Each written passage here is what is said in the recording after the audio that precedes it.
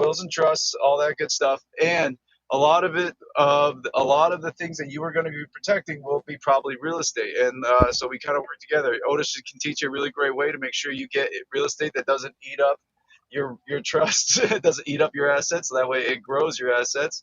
And then from there, Tony will teach you about the trusts, and that way everything will get lined up appropriately, so everything can feed and grow and set it up appropriately. All right, it's all about building that garden.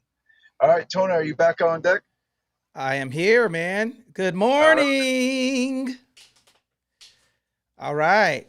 So let's get to it, man. Today we're going to be talking about wills versus trust, guys. Raise your hand and get on stage right now. Here's what I'm going to ask you guys to do. Down at the bottom, there's a little bald-headed man with a plus sign. Ping as many people as you can in on the space. And then also I'm going to invite moderators. If you got the mod beam, please invite as many people on stage as possible. And today we're going to be talking about everything that you guys need to know about trust and wills.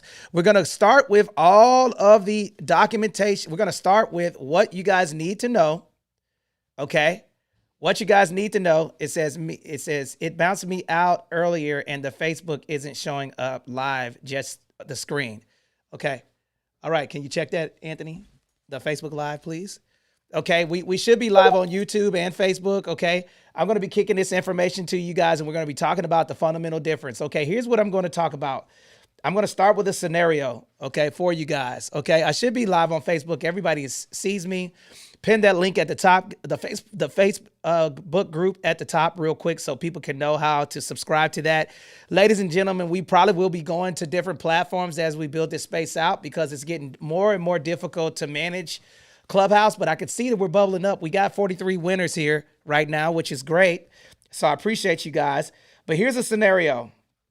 Okay, before we get started, we're going to be talking about a scenario first. Okay, I'm gonna give a little bit of trivia first. Okay. All right. So here's the scenario. All right. Ashley and Otis are husband and wife. This is just for instructional purposes only, guys. Okay. This is just for instructional purposes only. All right. No, it's not. We know what it is. We know. Don't get our hopes up. Don't get our hopes up. Oh, yeah, I know I got to give that sound, okay? Okay, no, let me give it a better one. Otis and Dr. Clarissa, with Yes. with a C-L-U-H, Clarissa, is that you guys are married, husband and wife, okay? Yeah. All right. Y'all have Ashley. Ashley is the daughter, okay? So y'all have a little, she fits the description of a baby. All right, y'all have Ashley.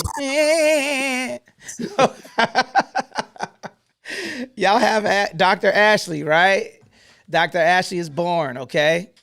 Dr. Clarissa can't cook because she's getting that master's degree. So Otis is getting a divorce because he doesn't like her macaroni with raisins in it. All right. So Then she got a mouth on her. all right. So she's, I'm a doctor. You should be cooking when you get home. All right. So she's giving that beef. All right. Put a 1 in the chat if you guys are liking my scenario, y'all. Y'all. Okay. So remember, Otis is married to Dr. Clarissa. Okay. Now, thank you, Apostle. Thank you, Otis. Okay. Y'all have Dr. Ashley. Okay. But before y'all get divorced, Otis says, he creates a trust. Okay. And he says that, Wait a minute. Are you saying they're my parents? Yes. I thought it. Yes. I thought it. There's grown folks talking, Ashley. What I tell you about talking when grown folks is talking. Okay. So remember, Dr. Ashley, here's a scenario. Okay. A little bit of trivia before we get started. Dr. Ashley is married to, Dr. Clarissa is married to Otis. Otis creates a trust. Okay. 4 data points Academy is he says that Ashley and Dr. Clarissa will get, 1234 Elm Street, which is the property. And he has the property is haunted too. What is going on with this scenario? Listen. See, Dr. Ashley, this is the problem. You talk too much. Wait a minute, Ashley. Just wait a minute. Okay. First of all. Okay. Nobody's doing you. Okay. I'm over here in California. This is not Bell Up. Bell Biv DeVoe. Okay, just wait a minute. All right. So all right. So now y'all have Ashley. Okay. So Otis is married to Dr. Clarissa. They create a trust. The trust says that Dr. Clarissa is going to get the property, and he creates a will that says Dr. Ashley is going to get the business. Y'all got it? So in the chat right now, everybody put this scenario, so you guys got to follow because this is trivia. Okay.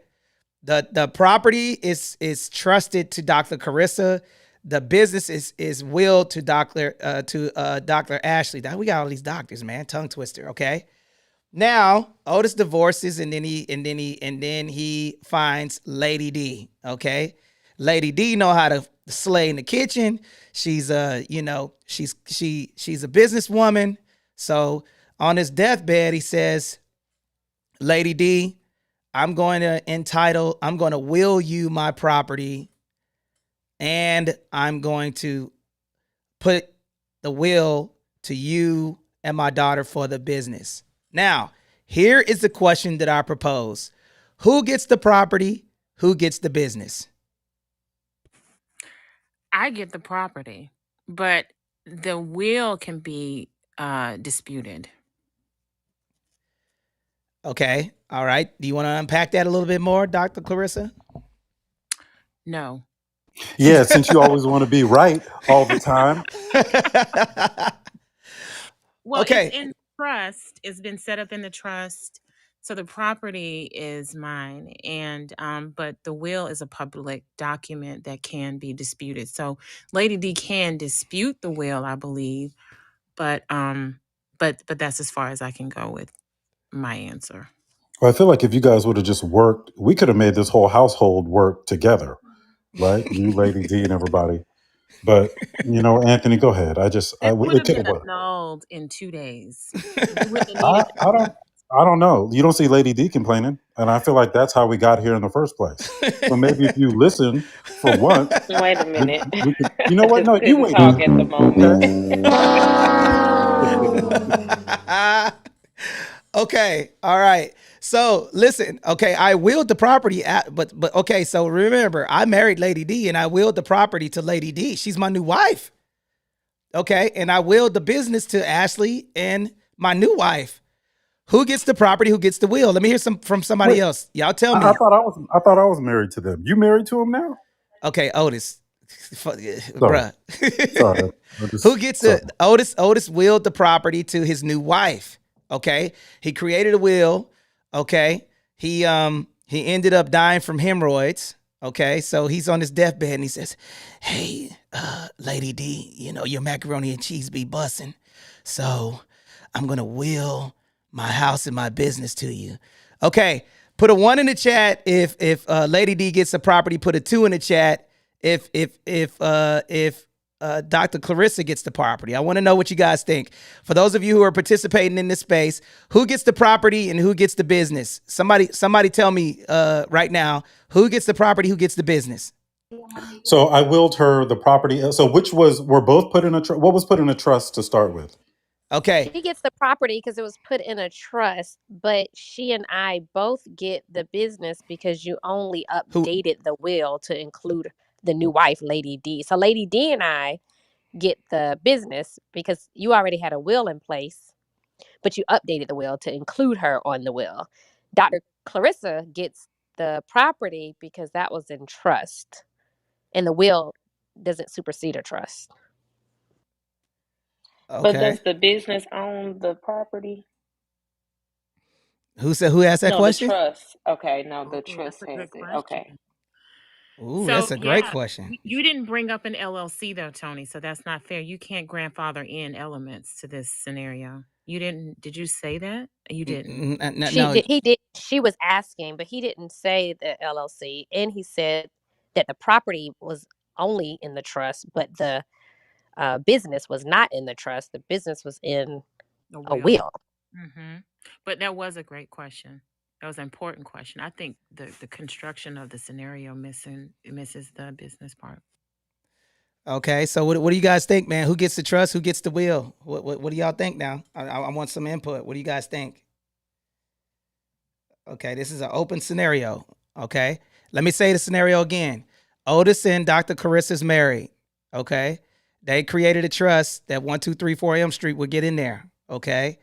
Now, and Ashley is the baby. Okay.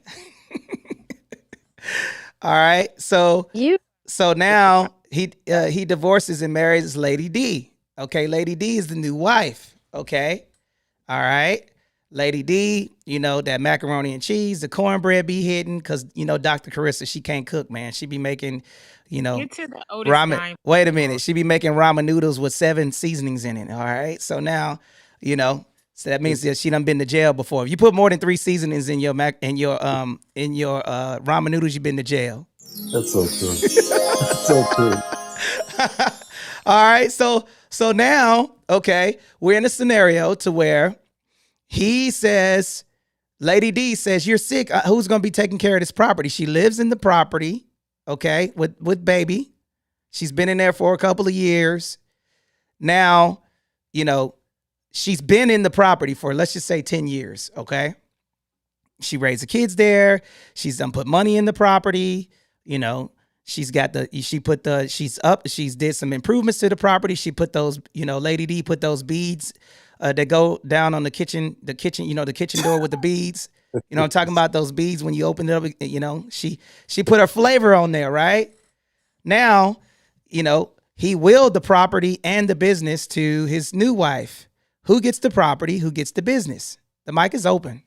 So the new wife may be able to get the business if the business wasn't structured correctly. Dr. Clarissa gets the house. I can't will something I don't own. And as soon as we put the house in the trust, I as a person no longer own it. So that house is off the table. So possibly Lady D can get the business, but if it was structured correctly, she wouldn't even get that.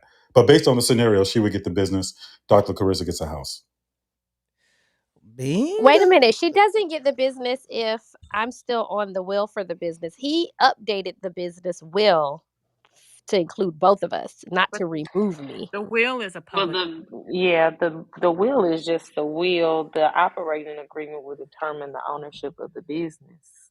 He Really. didn't update the operating agreement. He only updated the will. Right. So by the operating agreement, it would be Mm. mine.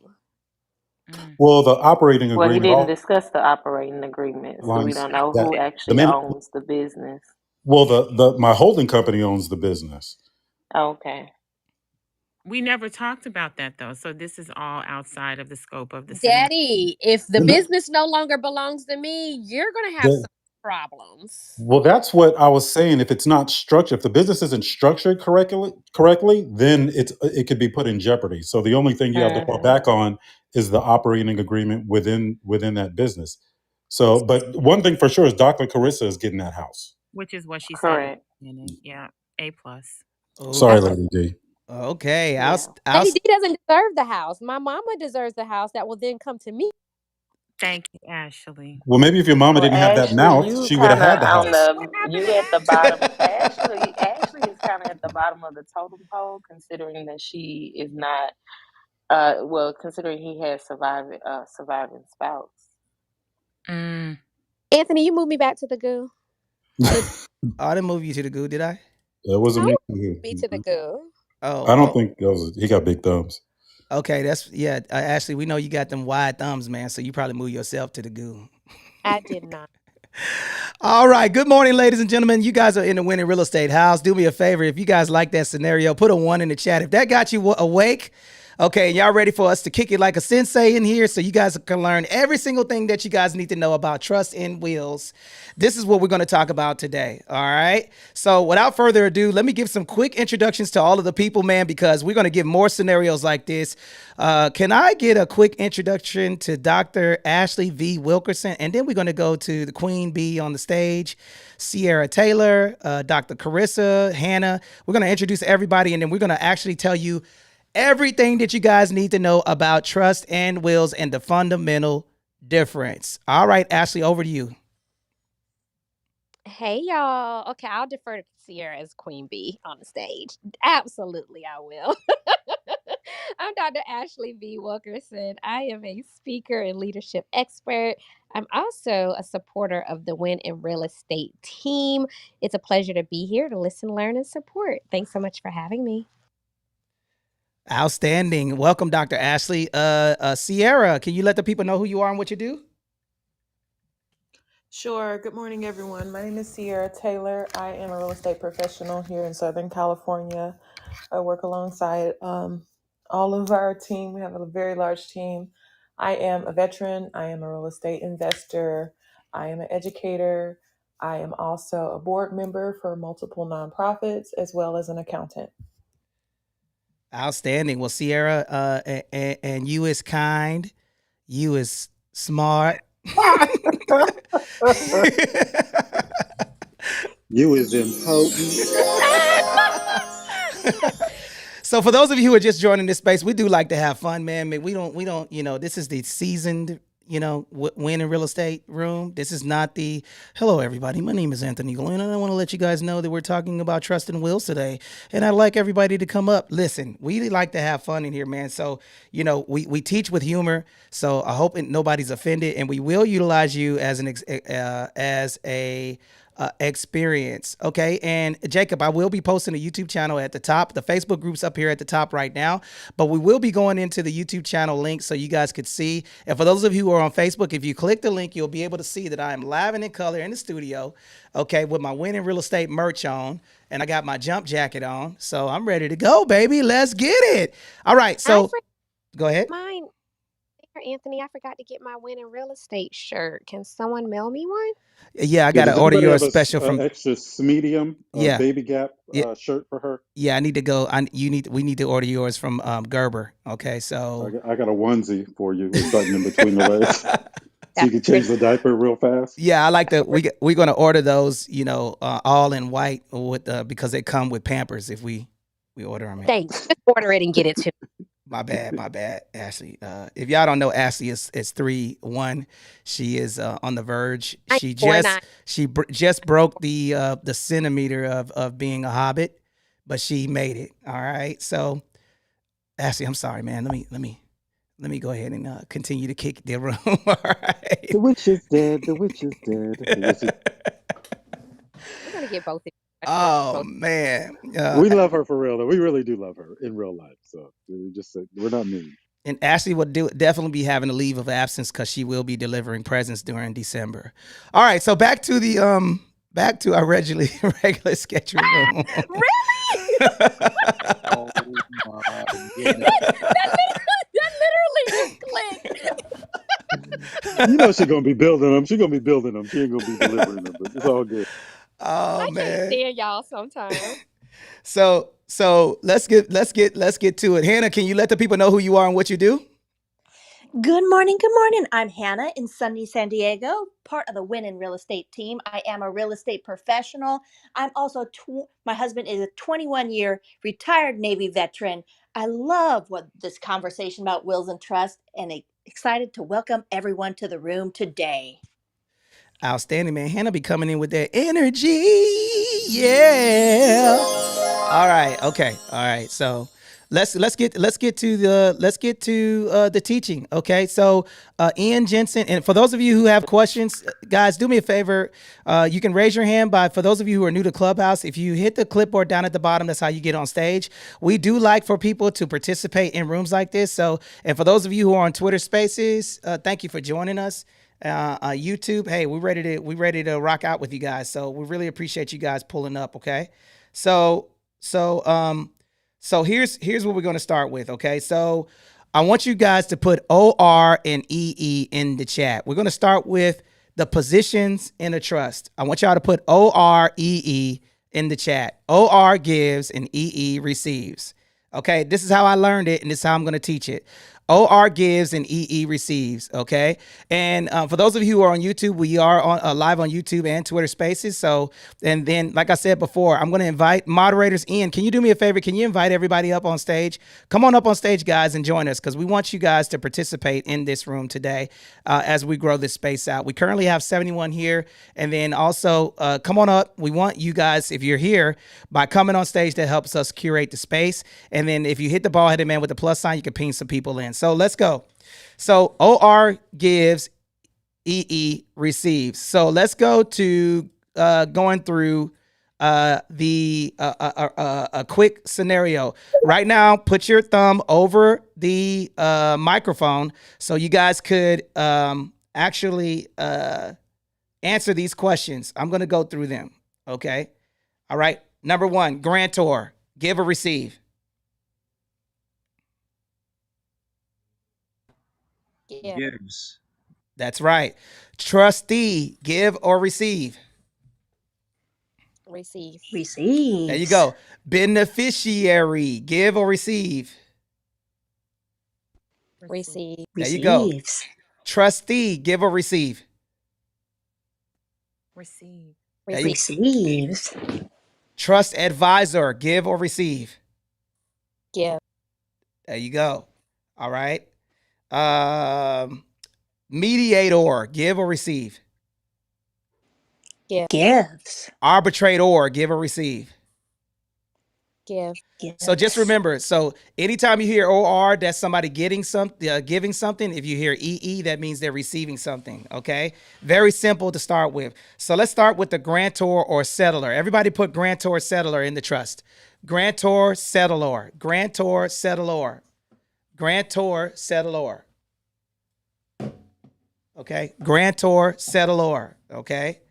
Grantor, settlor. Put that in the chat right now, okay? The grantor is the one who gives, okay, and establishes the trust.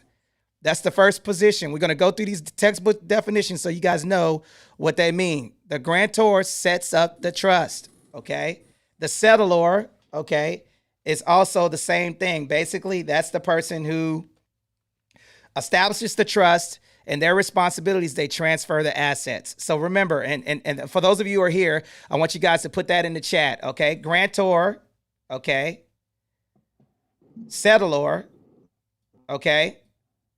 Establishes the trust, okay?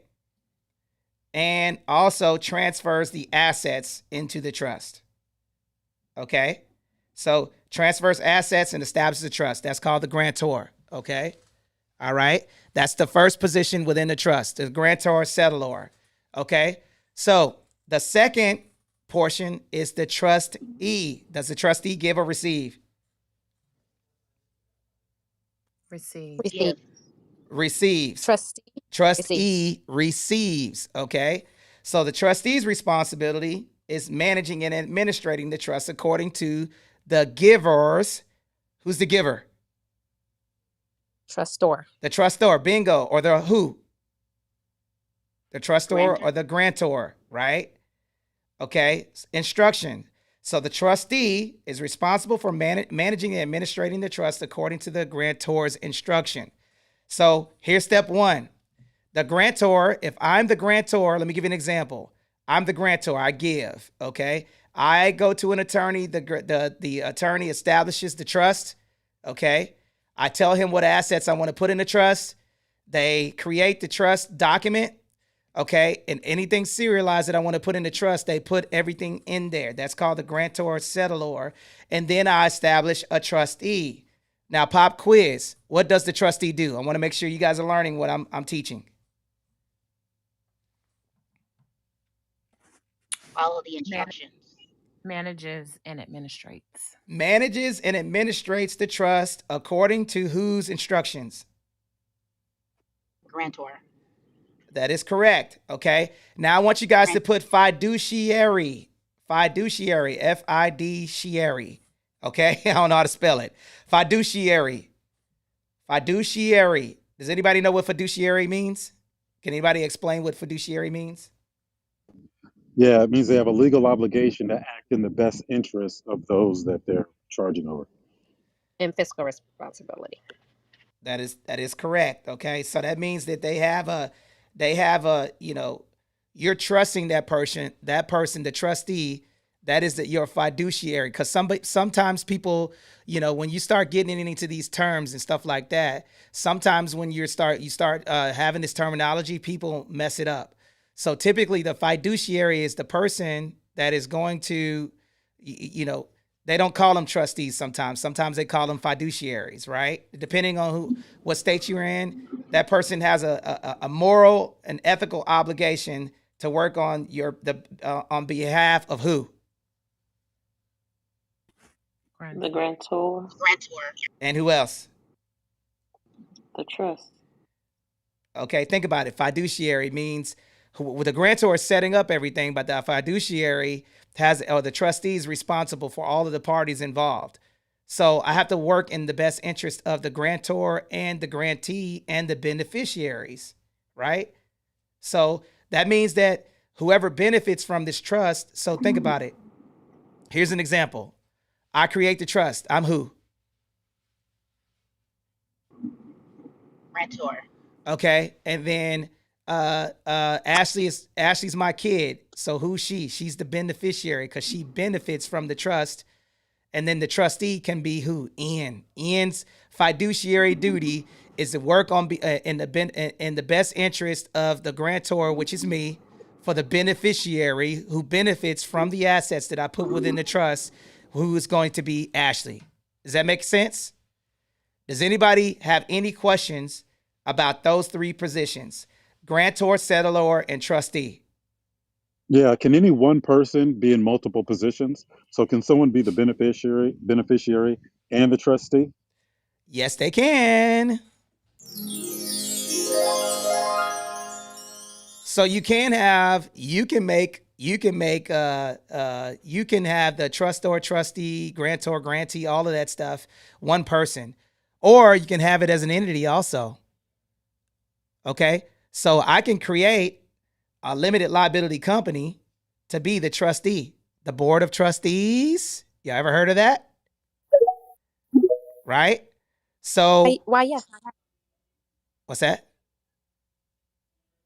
Somebody had a question? No, I said yes, I heard of that. Okay. So the board of trustees, Otis, and I'm glad you asked that question. Can you expand on that? Because I want to build right here. Because I don't want to just talk to you. I want to make sure that you guys are understanding this.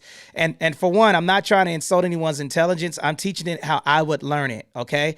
So make sure. And the reason why we're going so slow is because a lot of people don't know this. I am telling you guys, listen to me.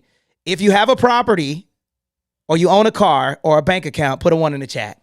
You own a car, property, bank account, put a 1 in the chat.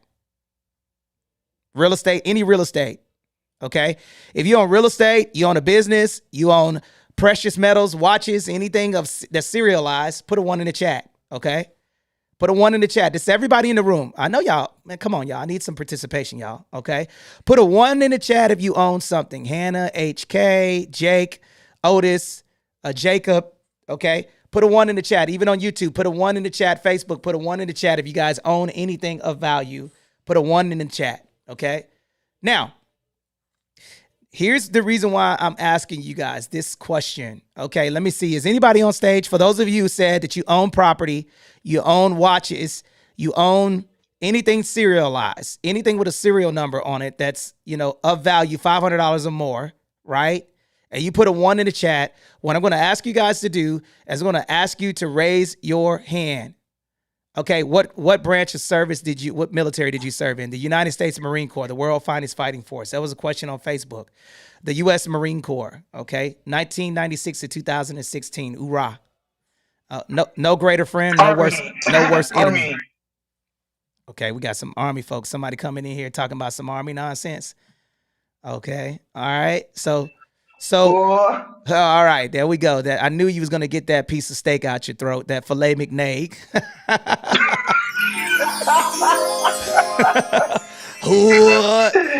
Hey, what sounds cooler? I got a question. Put a 1 in the chat if hoorah or hoorah. Which one sounds better? Put a 1 in the chat if that getting that steak, out of your throat sounds cooler than the Marine Corps. Hoorah! Which one sounds better? No, I'm messing with you, sister. I'm just playing.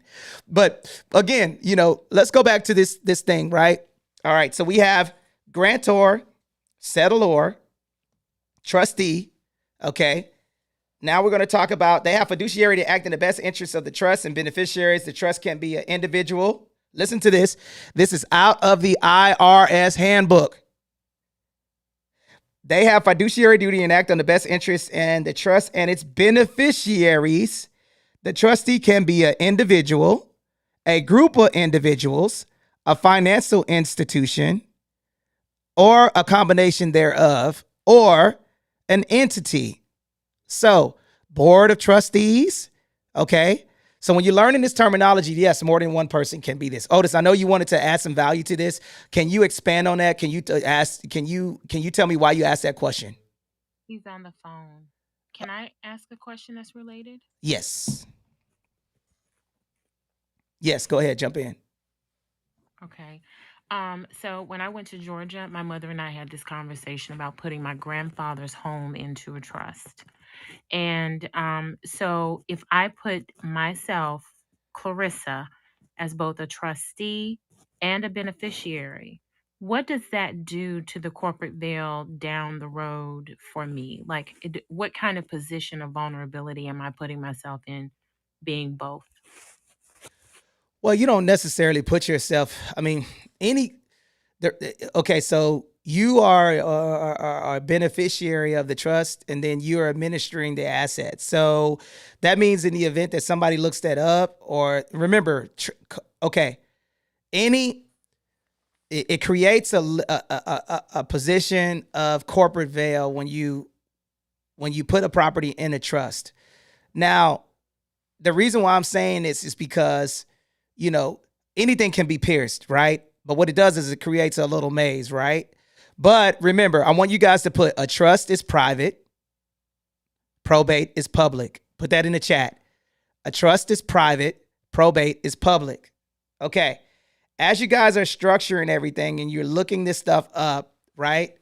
You're not necessarily, just because you're the beneficiary and the trustee, it doesn't mean anything, but whoever is entitled on that property, it's going to be their responsibility to notarize that, saying that you're that. So it actually is better to have it. It's better than having it in the parent's name, because in the event that they pass away and there's no will or trust, then it's going to be die. Is it intestate? Is that the right verbiage, Otis? I can't remember. I think it's intestate. He's on the phone. Ian, can you look that up? Yeah, that's when they die without a will. Okay. I'm looking that up right now. Intestate definition. Sometimes I be throwing stuff out there. I want to make sure. Yes, it says, boom. Intestate refers to a legal situation that occurs when a person dies without a valid will, having made a formal estate planning arrangement such as a trust. When someone dies intestate, their estate and assets are distributed according to the laws of intestacy.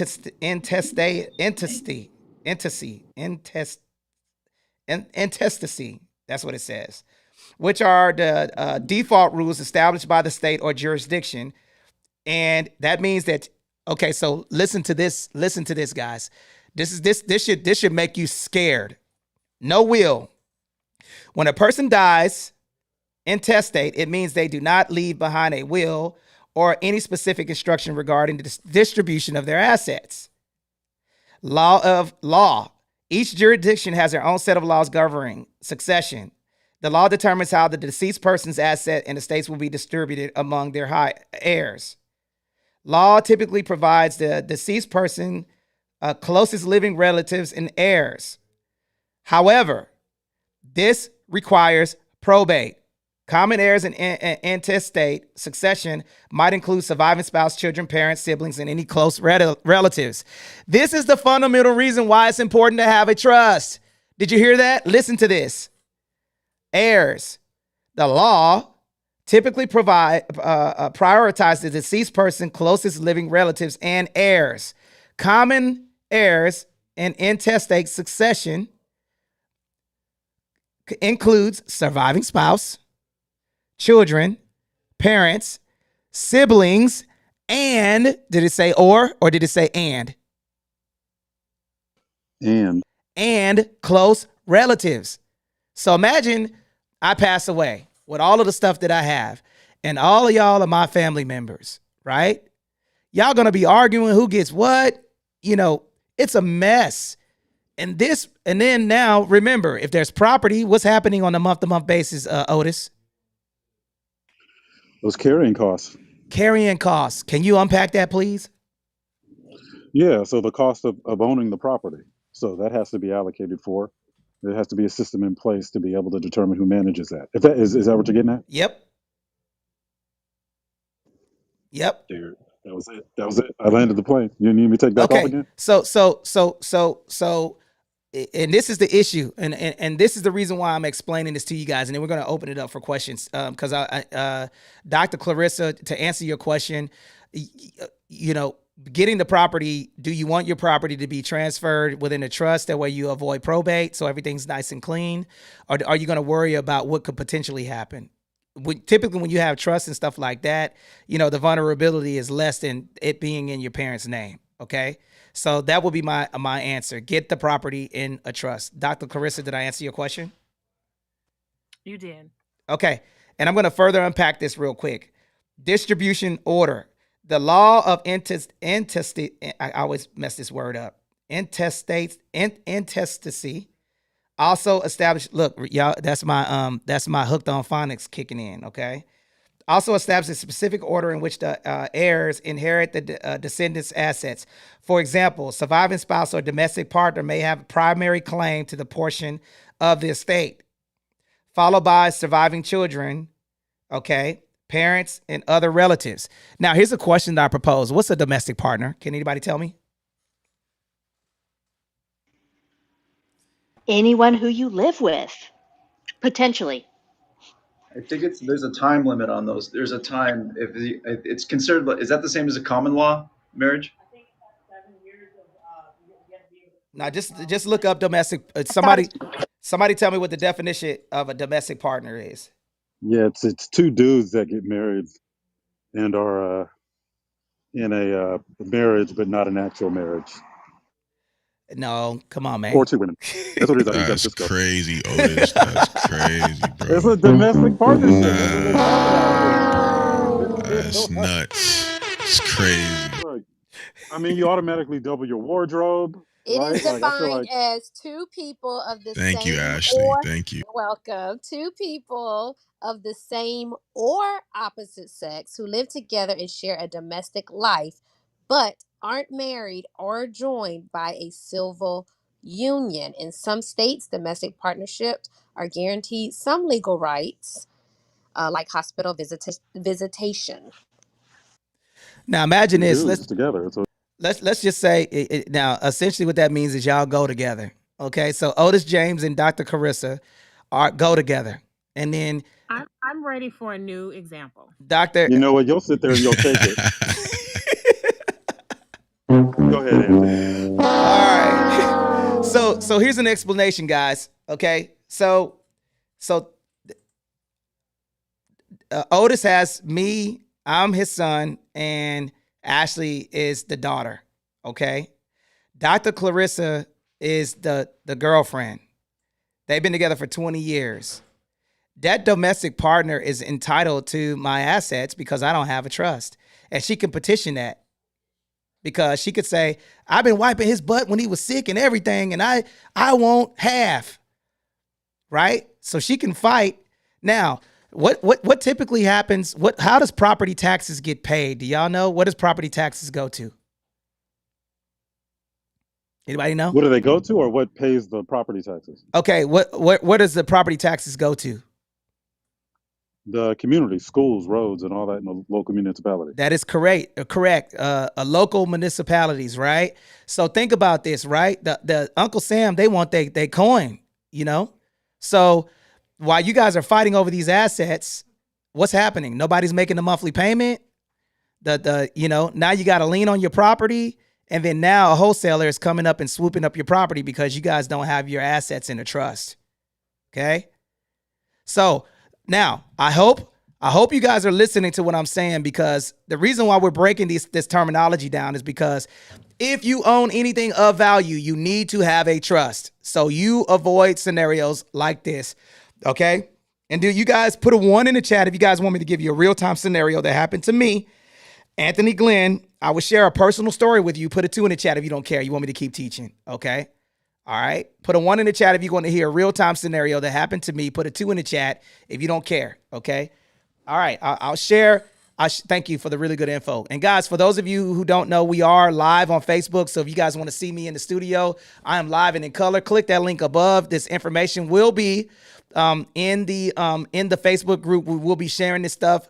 And then also we're actually on YouTube, and we will be cooking like this to learn this stuff. Now, down at the bottom, you'll see a bald-headed man with a plus sign. Ping a couple of people into this space. Do me a favor. Let's get this to at least 200 people. I'm going to set a goal. We currently have 43 people here right now, rocking and rolling, explaining how trusts work. We're going to go through all of the steps of a trust. We're going to give you the examples of the trust and what they are. And then also we're going to tell you the step-by-step process of what you need to tell the trust person to set up, okay? Does anybody have any questions about a trust before we go on to the rest of the positions in a trust? Anybody have any questions or any value to add?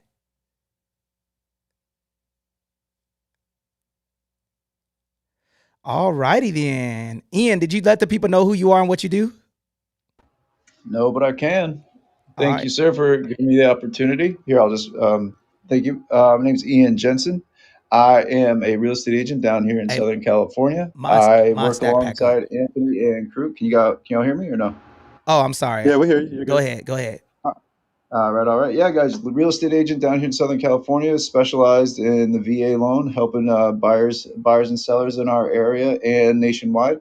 So I want to thank everybody for coming in here. I'm offering up my experience. I got a little background in agriculture, construction, multi-unit investing, and now a little bit of Airbnb coming up here in the future. So here to offer whatever I can to the crew. And thank you very much for giving me the opportunity to come in here. And I'm always here for questions and to help add value to whoever needs it. Thank you, sir. Back to you.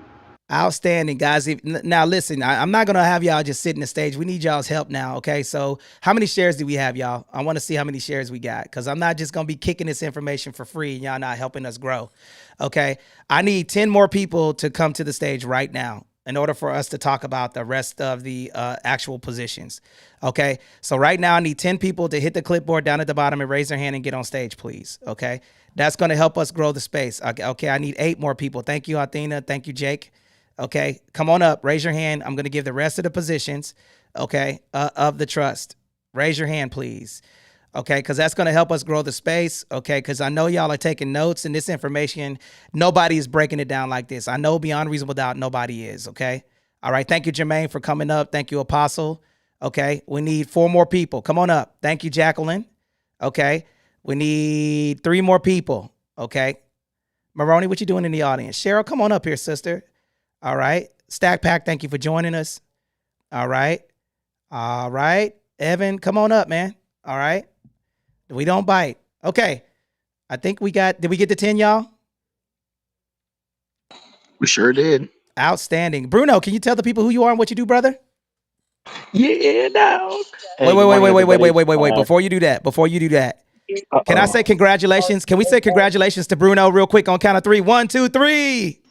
Congratulations! Let's go, Bruno. Let's go. All right. Bruno. Let's go. All right. Bruno just got a hairline implant, y'all. Shout out to Bruno. Yeah, All right, Bruno that's gonna what have I'm that talking lace front going on, man. You know what I'm saying? And then we got all these, and then you see what he did? Now we got all these culprits up in here. You're a part of Tony's ploy. So, yeah, if that is right there the lesson, okay? So when Tony tells you to do some stuff, you gotta give it a second or two to see, what follows whatever it is that he's saying. But No, Bruno, let me I tell you what. that congratulated guy, you on your retirement, Bruno. I knew he was coming with some foolishness. Now let me tell you. Congratulations. Let me tell you the congratulations for real, y'all. Let me tell you what the congratulations. Bruno has committed himself to setting up his trust appointment this week. So by Friday, he will be setting up his trust appointment. Right, Bruno? Indeed, man. And then that's why you got to be around people, man, that are looking out for your best interest, man. Tony does not let me off the hook, you know. And then yesterday I met Hannah for the first time in person, and she plugged me up with somebody, that does trust, as well. Told me about her experience and everything else, man. So I definitely appreciate it, and and I am committing to doing that, man. Like this week is a week of progress, man. We got our virtual assistant hired. We got we're just making moves, man. Making sure that we're doing all the things that we said that we were going to do that we've been putting off for some time. So yes, so if you guys are wondering who I am, my name is Bruno, and I'm down here in Southern California, like the rest of the crew. I am a real estate agent, a real estate investor, and I'm also one of the educators for all the stuff that we got going on, from teaching about investing to VA loans, how to, just win, man. We're just here to help people win. So I'm excited to be here, man, and hopefully I can contribute to somebody's day and help them do something better for themselves today, man. And Bruno, can I share a personal story if you don't mind? Yeah, man. Okay, so Bruno told me that his biggest fears is to make sure his mother is taken care of. And the reason why I do stuff like that is because I take mental note of what my friends, what they worry about, what keeps them up at night. And one thing that I saw Bruno that's noble is that he said, one day I will buy, one of the first things that I'm going to do is I'm going to buy my mother a car. What brand was it, Bruno? A Mercedes. A Mercedes Benz, right? He wanted to buy his mom a Mercedes. His mom is so sweet. She's such a nice lady. She's so when he said that, and the reason why I'm sharing that personal story is because that hit home. He said, man, you know what? We were having a dialogue. He said, one thing that I worry about, I know my wife is going to be good and she's going to take care, but I don't want, if something happens to both of us, I don't want my mom to not know what to do. And I commit myself on live to make sure if you go before I do, that your mom will be taken care of. That's my word, bro, because I love you. And yeah, I just want to say that because I kind of feel like, there's a lot of people that are out here. They're not thinking about, like, there's a lot of you guys have things that you're created, businesses, all of that stuff. Like, if more people would take care of each other, man, then you wouldn't have to worry about this stuff. I know beyond a reasonable doubt, if I pass away today, that I got a crew of people that work with me that will look out for my kids. I got Sierra, I got Annette, Connie, I got Otis, I got Bruno, I got I got Bevan, I got Cynthia. Wait a minute. Hold on right there, buddy. Just 1 second. Your kids have expensive taste, so I feel like we should all get together and talk about that first collectively. I got Stack Pack. I got people I know beyond a reasonable doubt that are my friends, and if they see my kids out in the street doing something crazy, they're gonna snatch them up because they know how hard I work to build what I've built. You get what I'm saying? So when we have in these rooms, man, we're keeping it real. Like, we want you guys to know that if you have something of value, it needs to be protected, and you got to have good people to have your best interests at heart. Evaluate your friends right now and look at the people that are in your social circle. If you don't have one person, okay, that will make sure that your estate will be in order, okay, you need to change your circle. Okay. You got to have somebody that's going to look out for your family. And this is the administrative part that needs to be in place. All right. So let me do a quick room reset. You guys are welcome to the Win in Real Estate House. Shout out to the 8,000 members that are in this space today. I'm kicking it like a sensei with my friends today. And we're talking about trust versus will, how to protect your money, and who wins. And today we're going through all of the essential steps in the trust. Shout out to my people that are pulled up on Twitter Spaces, Facebook, and YouTube. And today we're super excited. Loria, I see you. I see all of my friends on YouTube rocking and rolling with me. And if you guys have questions on YouTube or Facebook, put it in the chat. I will be able to answer it. And also, thank you guys for pulling up to Twitter Spaces. Make sure you follow everybody with a green bean or any of the people that resonated with you. Down at the bottom, there's a little bald-headed man with a plus sign. Ping some people into this room because this room is of value. This is evergreen. This information is something that's evergreen. Evergreen. Does anybody know what that means? What does evergreen mean? It'll always That means that it will live longer than you. It will remain there out in social media. Forever growing.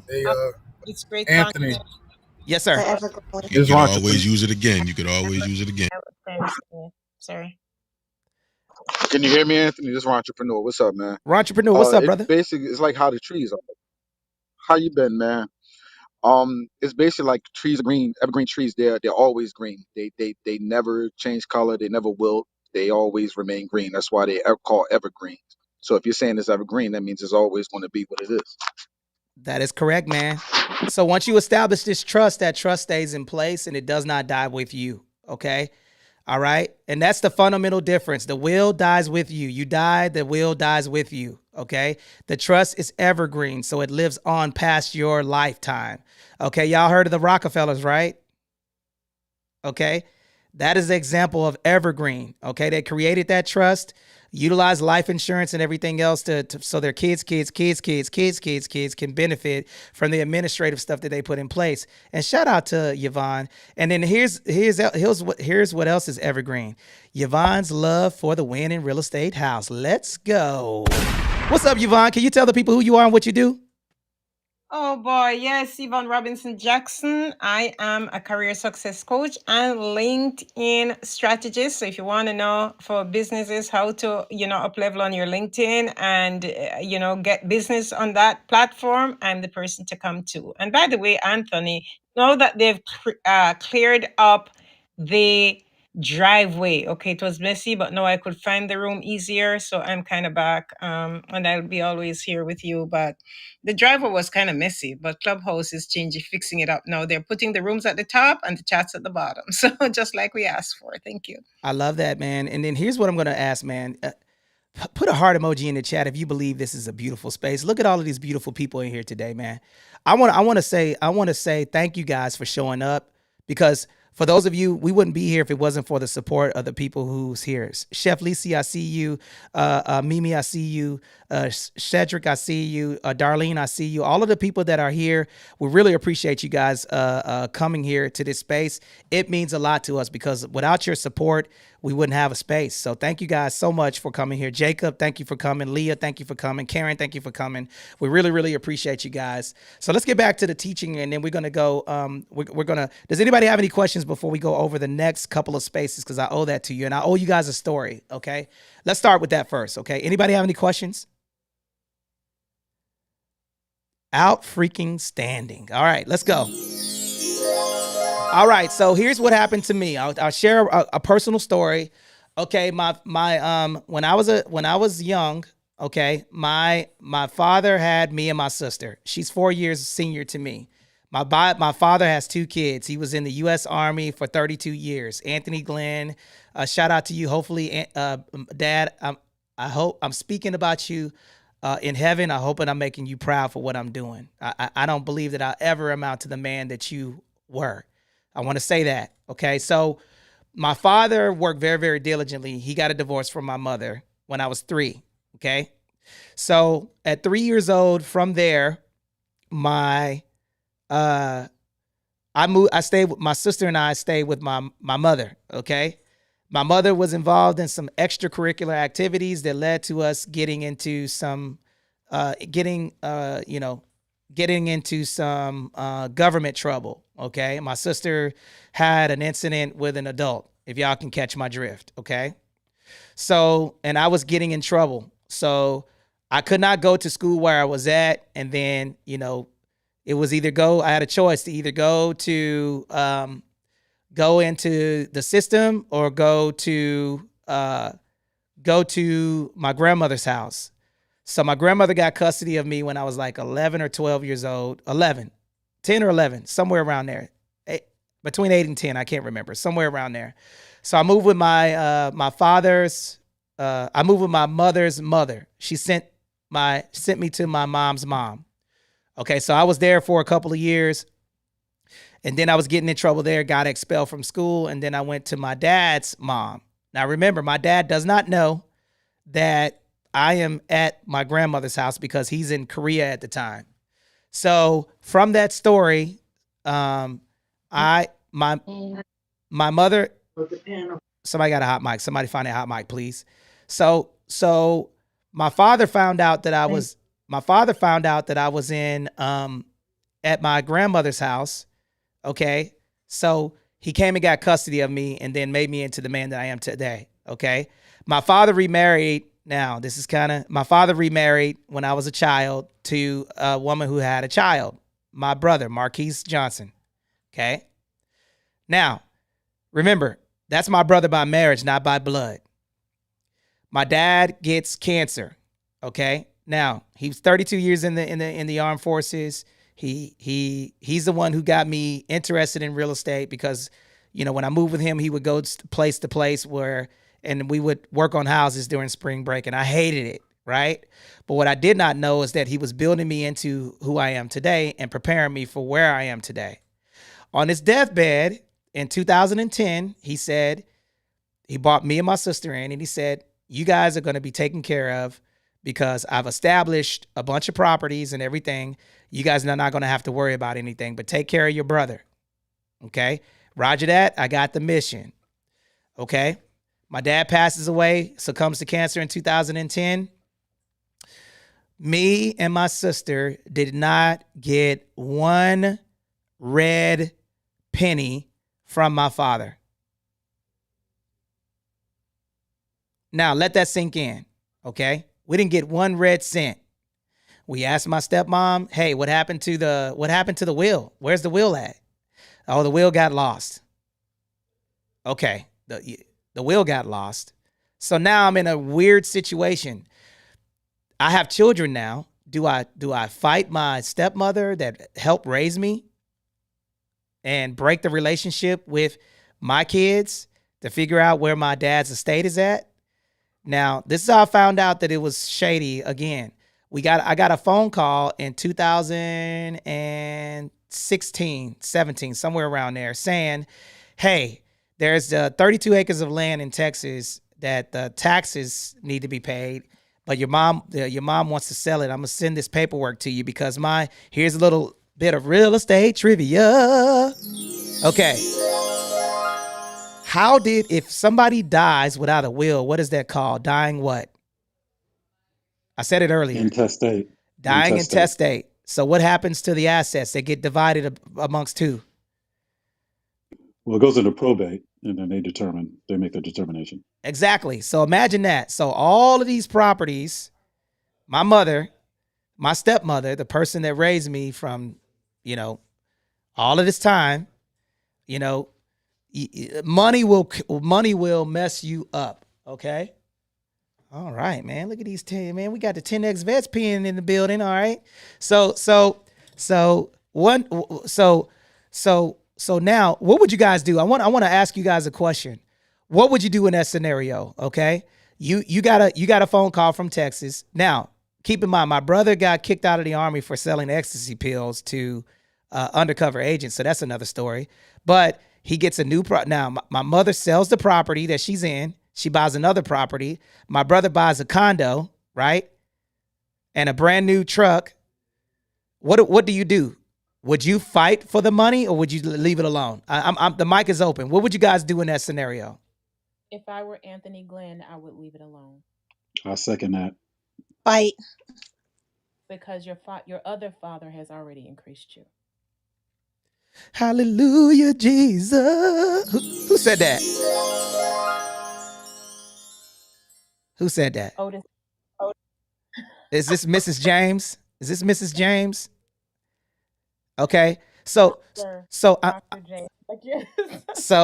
I'm saying all of that to say this, guys. Listen, if you don't want to be in a scenario like that to where your folks are keeping secrets and you don't know what happened to your estate, man, this could really destroy your family, right? In my heart, I still have that, that empty space of just knowing. I want to know, right? I don't care about the money because I'm like 10 times, I'm 10x my father's what he built, but still, I mean, my family could have had a head start. You get what I'm saying? So I say all of that to say this, guys. The fundamental part before we go back into teaching these positions, make sure you guys, if you have property or your family has property, your grandmother has property, this is the greatest transfer of wealth, is not having your estate in order, not having your house in order by not having a trust to protect your assets. Are there any questions about that scenario? I just want to take a second to salute you for a second. That touched my whole heart. I don't know about anyone else who may have been sad listening to the story, but the way you triumphed and rebuilt and expanded, went beyond that scenario is to be commended. So just wanted to shout that out. Well, thank you, Dr. Ashley. Does anybody have any questions? Hey, Anthony, this is Remy, man. I have a question, brother. One of the questions I have is when you're going through situations like this with family members, are y'all able to rebuild based off of that? Because I know as much as we want to transfer wealth and things of that nature, but when you know that you're going through some type of scandal like that in the family where family members are not being honest about the situation, how do you rebuild from there? Because that's a whole nother level of rebuilding. Thank you. Well, to answer that question, I think the there's a couple of things that God gives us, and that's the power to create and the power of forgiveness, right? So I absolutely believe that you can rebuild, but rebuild with caution. But I can't harbor that. I'm not going to break a relationship for me not being able to inherit that. But it is a stigma, when I look, at a person that my father took care of and her son for his entire life almost, right? It's disheartening to know that she would not do what she knows is to be right. You understand what I'm saying? So but she has to live with that. It has nothing to do with me, because if I hold on to it, it's going to burn my hands. I have to let go in order for me to create space for growth, right? So, and then it wouldn't be fair to me to block love of a situation that happened to me because it's not happening today. It would be disheartening for me to not have forgiveness for her and block love for my kids because they love grandma. You get what I'm saying? So it takes a strong. It does take sometimes in my mind I'm like, man, you dirty rotten scoundrel. But at the same time, I do know beyond a reasonable doubt that she loves me and my kids. So I just have to have the power to forgive. So, can you break down for the audience? This is a great teachable moment. So, in order to prevent that, right? What could your dad or should your dad have done differently to restructure it so that that chain of events did not take place? What documents, what forms should have been in place? What contracts? Can you use that example, but then give an instructional moment to what could have been done to prevent those? Absolutely. Okay. So the first thing that he could have done to make it easy, because he did have a will. I know he wrote one because he was very, very, very meticulous in how he ran business, very methodical. And he had a finance degree. So I know my dad was, he look, my car broke down. He said, sell the car. I'm like, Dad, can you help? Can I get some money, man? I'm in the military, man. I got this Navy federal loan for $8,000 with the bump in the trunk. I had a finance man. I maxed out my credit card and everything. Got the 2 6x9s in the box in the back. Got the pull out Alpine and the book of CDs, man. Right. My car broke down. He said, you got to figure it out. Right. So he was very tight with money. So what he could have done is when he was sick, he could have gave a notarized copy of me and my sister. That could have prevented everything. A notarized copy of the will, right? And then at least let us know who the mediator, the person is going to let us know, that's going to administer the will. We should have known who that person was, and me and my sister should have had a notarized copy. He should have done that. That could have been something where there was no shady business.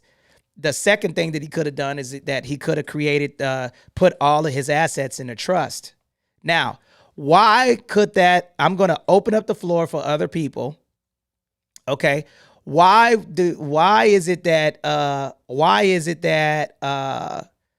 if the assets were in the trust, how could that prevent my mother from doing what she did? Can anybody tell me? Because the ownership transfers into the trust, so she would have no access to that. The trust is The trust supersedes all of those other things going on around it. So he no longer owns it once it's in the trust. So her claim to what he owns is no longer valid.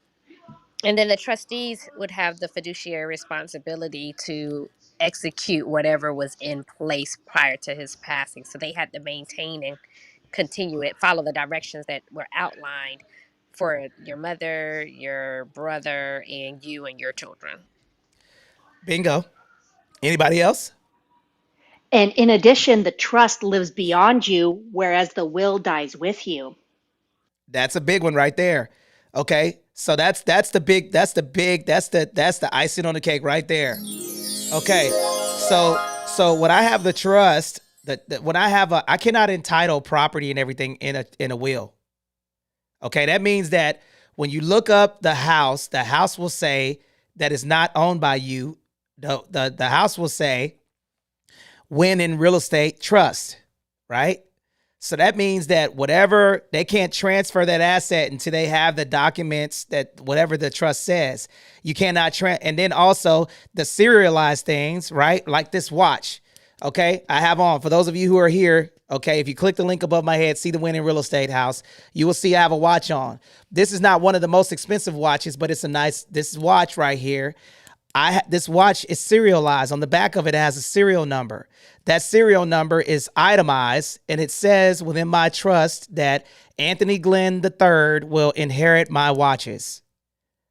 And the reason why I do that is because he'll reflect back and say, my dad was talking about trust. He was wearing this watch when he was doing the Winning Real Estate Room. He went viral, or he signed this document, or he gave this speech.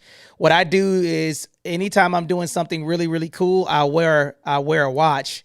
And then that way, when I pass away and he sees something on YouTube or me signing a document, he could say, you know, my dad took a picture and I have this watch on, and he, he signed this, he bought this multi-unit and he had this watch on. He signed that document and I was with him, so, and then he would inherit these watches. And it doesn't matter how much the watch is worth. It's the value of it is priceless because of the memories that it created. You understand what I'm saying? So, like Anthony, yes. Anthony, sorry to interrupt you. I just want to say that you are your father's biggest asset, and you inherit his genes, which caused you to do what you do today. And I just wanted to say that, Jackie. Thank you. Thank you, Jackie. I appreciate that. And the reason why we're having this space, guys, like, there's a lot of nonsense going on Clubhouse and everywhere else. And look, man, we want to give you some information to help you guys win, man. So, in this space, guys, for those of you that own property, let me ask you guys a question. If you have babies, if you have a baby, a child, and that was a very, very kind comment. And I really appreciate that. It really means a lot. If you have a child, okay, I want you to put your kid's name in the chat right now. Okay. Son, daughter, or if you have a nephew or niece, and I know my sister Tam, somebody make Tammy a moderator, please. Tammy has a grandbaby, right? She's always with grandbaby. I hear the baby crying and cooing in the back, right? This stuff is important. Her birthday was yesterday. She turned a year old yesterday. That's magnificent, man.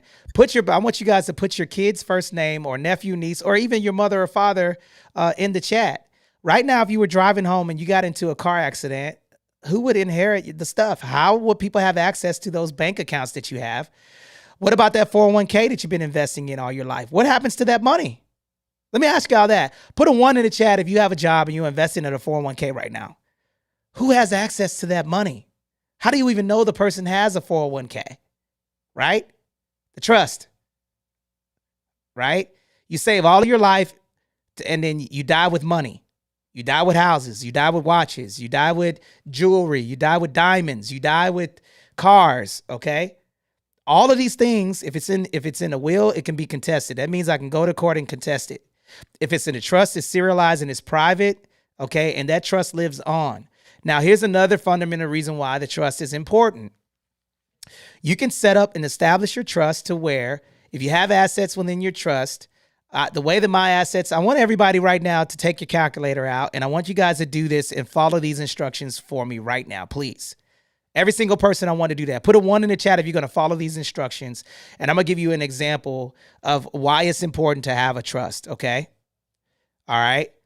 Put a 1 in the chat if you guys are going to follow this assignment, because I want you guys to follow me with this. Put a 1 in the chat if you guys are going to utilize your calculator and follow me with these instructions, okay?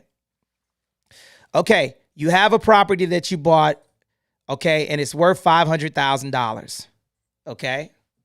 So put $500,000 in the chat.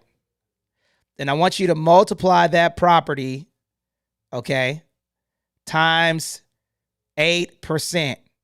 How much money is that? 500,000 times 8% equals, what is that?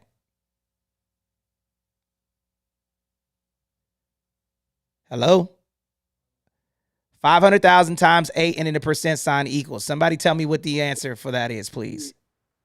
40 G's. $40,000, okay? So the reason why I did 8%, so you guys understand what I'm doing this for, is because, okay, 5% of the property, 5% is going to be the increase in value year over year for your property, okay? And then 3% is going to be utilized for inflation. So that's why I use 8%, okay? All right. So that means that my property is going up $40,000. I put tenants in there. I'm getting 8% return. And with my property increasing in value, and 5% of my property increasing in value over time, and 3% of to keep up with inflation for a total of 8%. You guys got that? Does that make sense? Okay. So now, if I got $500,000, what I can do if I had a will and I say my kids inherit that property, right? That means they can do whatever I want to with that property, right? But remember, real estate is evergreen. What does evergreen mean? Again, Just like the tree that stays green all the time, ongoing into infinity, evergreen means it's going to continue on. that piece of real estate prints money. Okay? It increases in value over time. You get the depreciation of the asset over a 27 and a half years. So you get a big tax credit. Okay. And as long as you have tenants, it prints money. Okay. So that asset is increasing in value over time. So I can establish my trust. I have properties in a irrevocable trust. Irrevocable trust. Put that right now in the chat. Irrevocable. Okay. I have my properties protected within my trust. So it says that my kids cannot sell this property unless you know, there's provisions in there.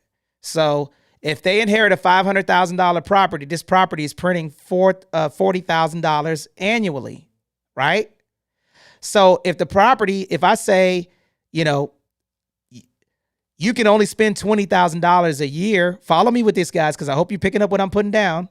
If I say you cannot take more than $20,000 out of the property, from the rental, from the income of that property annually, what happens to the other $20,000? It just continues to build. It compounds. It compounds, ladies and gentlemen.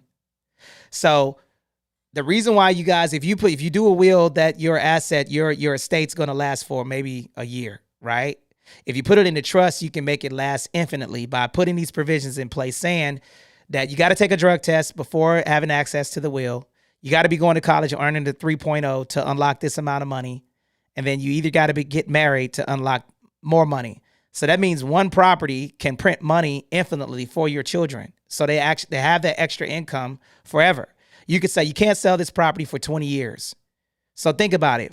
What is 40 times 20 years? What is that? 40? 80. 40, 40 times 20, 100. 40,000 times 20 years is $800,000. So do you want them to inherit the property at $500,000 in a trust and then they sell it and make the money? Or do you want to put the property in a trust and make $800,000 over a 20-year period? Ladies and gentlemen, this is how generational wealth is protected. Trust. Are there any questions about this? Because I'm going to go through the other positions. I got duty of loyalty, duty of care, no self. Well, I'm sorry. I have the trust protector, the successor trustee, the guardian custodian, the attorney, the mediator, arbitrator, and the special advisors for the trust. Are there any questions about the trust so far? Yes. Can you build a scholarship within your trust? Ooh, that's a great question. Can you build a scholarship within your trust? What say you guys? What do you guys think? Put a 1 in the chat if you believe you can. Put a 2 in the chat if you believe you cannot. What do you guys think? The mic is open. Ian, what do you think? You can, absolutely. So we talk about this on a normal basis, so make sure you're following up with us soon. Yeah, there's education accounts that you can divert money, and it's actually a good tax hack. Tony talks about this all the time. He's going to dive right into it. So what you could do is take income from the businesses you have or the real estate or the income generated by the real estate. You could put it into education accounts that are tax deferments or tax credits or tax deductions, one of the three. You can either do it for individual or institution. So essentially what you would do is you would create let's just say that your assets is producing money. Now watch this, guys. Okay, and this is why it's important to have this stuff, right? So I could say, all right, I'm going to create a trust. Okay, I'm going to create a holding company, and I'm going to open up an account within that holding company. Okay, that account is going to be specifically for charitable organizations. I can create a scholarship fund, right? And then I can have the real estate funded. If I have a child, let's just say you had a child that's 6 years old, right? And you died at 6. You can have your real estate fund that education account from your real estate, right? Now watch this. And it doesn't take a whole lot of money, right? So if you were putting, let's just say that your real estate printed, and this could all be within the trust account. So now when your kid graduates, then and he gets ready to go to school, you've been saving all their life within trust, that trust fund. That's what a trust fund baby is, guys. So that means that you funded the college education account that they can take advantage of the tender age of 18 years old to go to school, right? And you can make provisions on there to say that, Cheryl, you got a hot mic, sister. Oh, sorry. All right. So when you guys are establishing these things, you can establish a trust account for your child. Are there any questions about how to do the scholarship? You can name the trust, and then you can provide the official title of the scholarship. You pick the grantor or the settler that's going to establish the trust, which is you. You're going to expand on the purpose of a trust. Okay, it could be for education, research, cancer, whatever it is. And then you can fund the trust, right? And put the assets in there and indicate whether the contributions are made, how long you're going to raise the money over time. And you can put the eligibility of the criteria of the scholarship, saying that this scholarship doesn't unlock unless my kid is earning a 3.0. So it gives them something to aim at, right? And then you can put the disbursements of funds. You could say, all right, I'm going to unlock $50,000 for each child, totaling $100,000, right? And you can fund this, right? And that money can go in the trust and compound over time. So when you get ready to unlock the money, instead of writing a check out of the money that you from your funds, you've built the money up, and then you can strike the check to where you don't have to. You can do it reoccurring into that scholarship fund month after month. Did I answer your question? Yes, yes. And is that something you managed before? Say, for instance, you pass away, or is it like after you pass away? Who manages that? The trust. Got you. The trust. Remember, you got a trustee. The trustee is going to manage that. But then if you have everything printing, right? Mine's on autopilot, man. I don't even look at it, right? I got money going into I have a property. Here's the example right now. Click the link above my head so you guys could actually see this example, because I'm going to give you guys a visual. Put a 1 in the chat if you guys clicked the Winning Real Estate House and joined. Ian, can you, for the people who are getting in here, can you make them members? I'm going to explain this because I got to go through this real quick. So the way that my trust is set up, so you guys can see my face. Okay, I'm going to give you guys a visual example so you guys can see. All right. So here's my trust right here. Boom. Okay. All right. I have my trust. Within that trust, I have properties, right, that print money. Okay. And then underneath that, I got a limited liability company underneath that. So what happens is the money goes in, the tenants pay the property that's within the trust. I don't own the property. Who owns the property? The trust. The trust, right? So the trust account gets paid. The beneficiary is a corporate structure, like a limited liability company. That limited liability company funds my kids' accounts, so I don't even have to worry about it. It's on autopilot. And when I die, it's going to continue to those properties going to, and this business that I have right now is going to continue to print money. So I have people within my trust that are going to make sure that the strict provisions and guidelines are prepared. And then the way I have it structured is that I never spend the principal balance of the trust amount. So if I have $1 million in my trust, my kids can never go underneath $1 million. They can only spend the money that the trust account is accruing, the interest of the money. The interest is the cost of borrowing. I mean, the money that your money is making. So if I had $1 million and I made $50,000, they can only spend $20,000. So that $20,000 that my $1 million made will continue to accumulate over time. So my kids can benefit. If my kids are dirtbag and they don't want to go to school, guess what? That money in those college accounts is going to go to their grandkids. And my kid never gets married, they can't unlock money to get married. You understand what I'm saying? Does that make sense? Can I ask you a question in that vein? Yes. So research suggests that by the second and third generation, a lot of the wealth is lost. Which step of this process do you think is not implemented or executed in the way it should be to prevent the majority of the wealth being lost by the kids and the kids? Does anybody want to answer that? I'm going to yield the mic. What do you guys think? Any moderators want to answer that? Why do you guys believe that the examples of the money goes away? Can anybody tell me? What do you guys think? Take a shot at it. Because it was not in a trust. That's it. That's the answer, Ashley. Or It wasn't in a trust. Look up. But no, I'm talking about the examples where they are in a trust. Are they just then mismanaging the money once they get it? Like once those levels are unlocked, and there is it that they're just mismanaging, or is it that the stipulations in the trust don't protect it that far and along?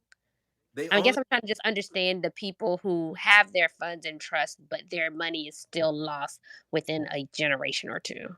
They only lose the money that's available to them. They can't lose the principal because it's locked up. There you go. I just gave Ice hit it right on the head. Ice, can you elaborate on that, please? Can you expand on that?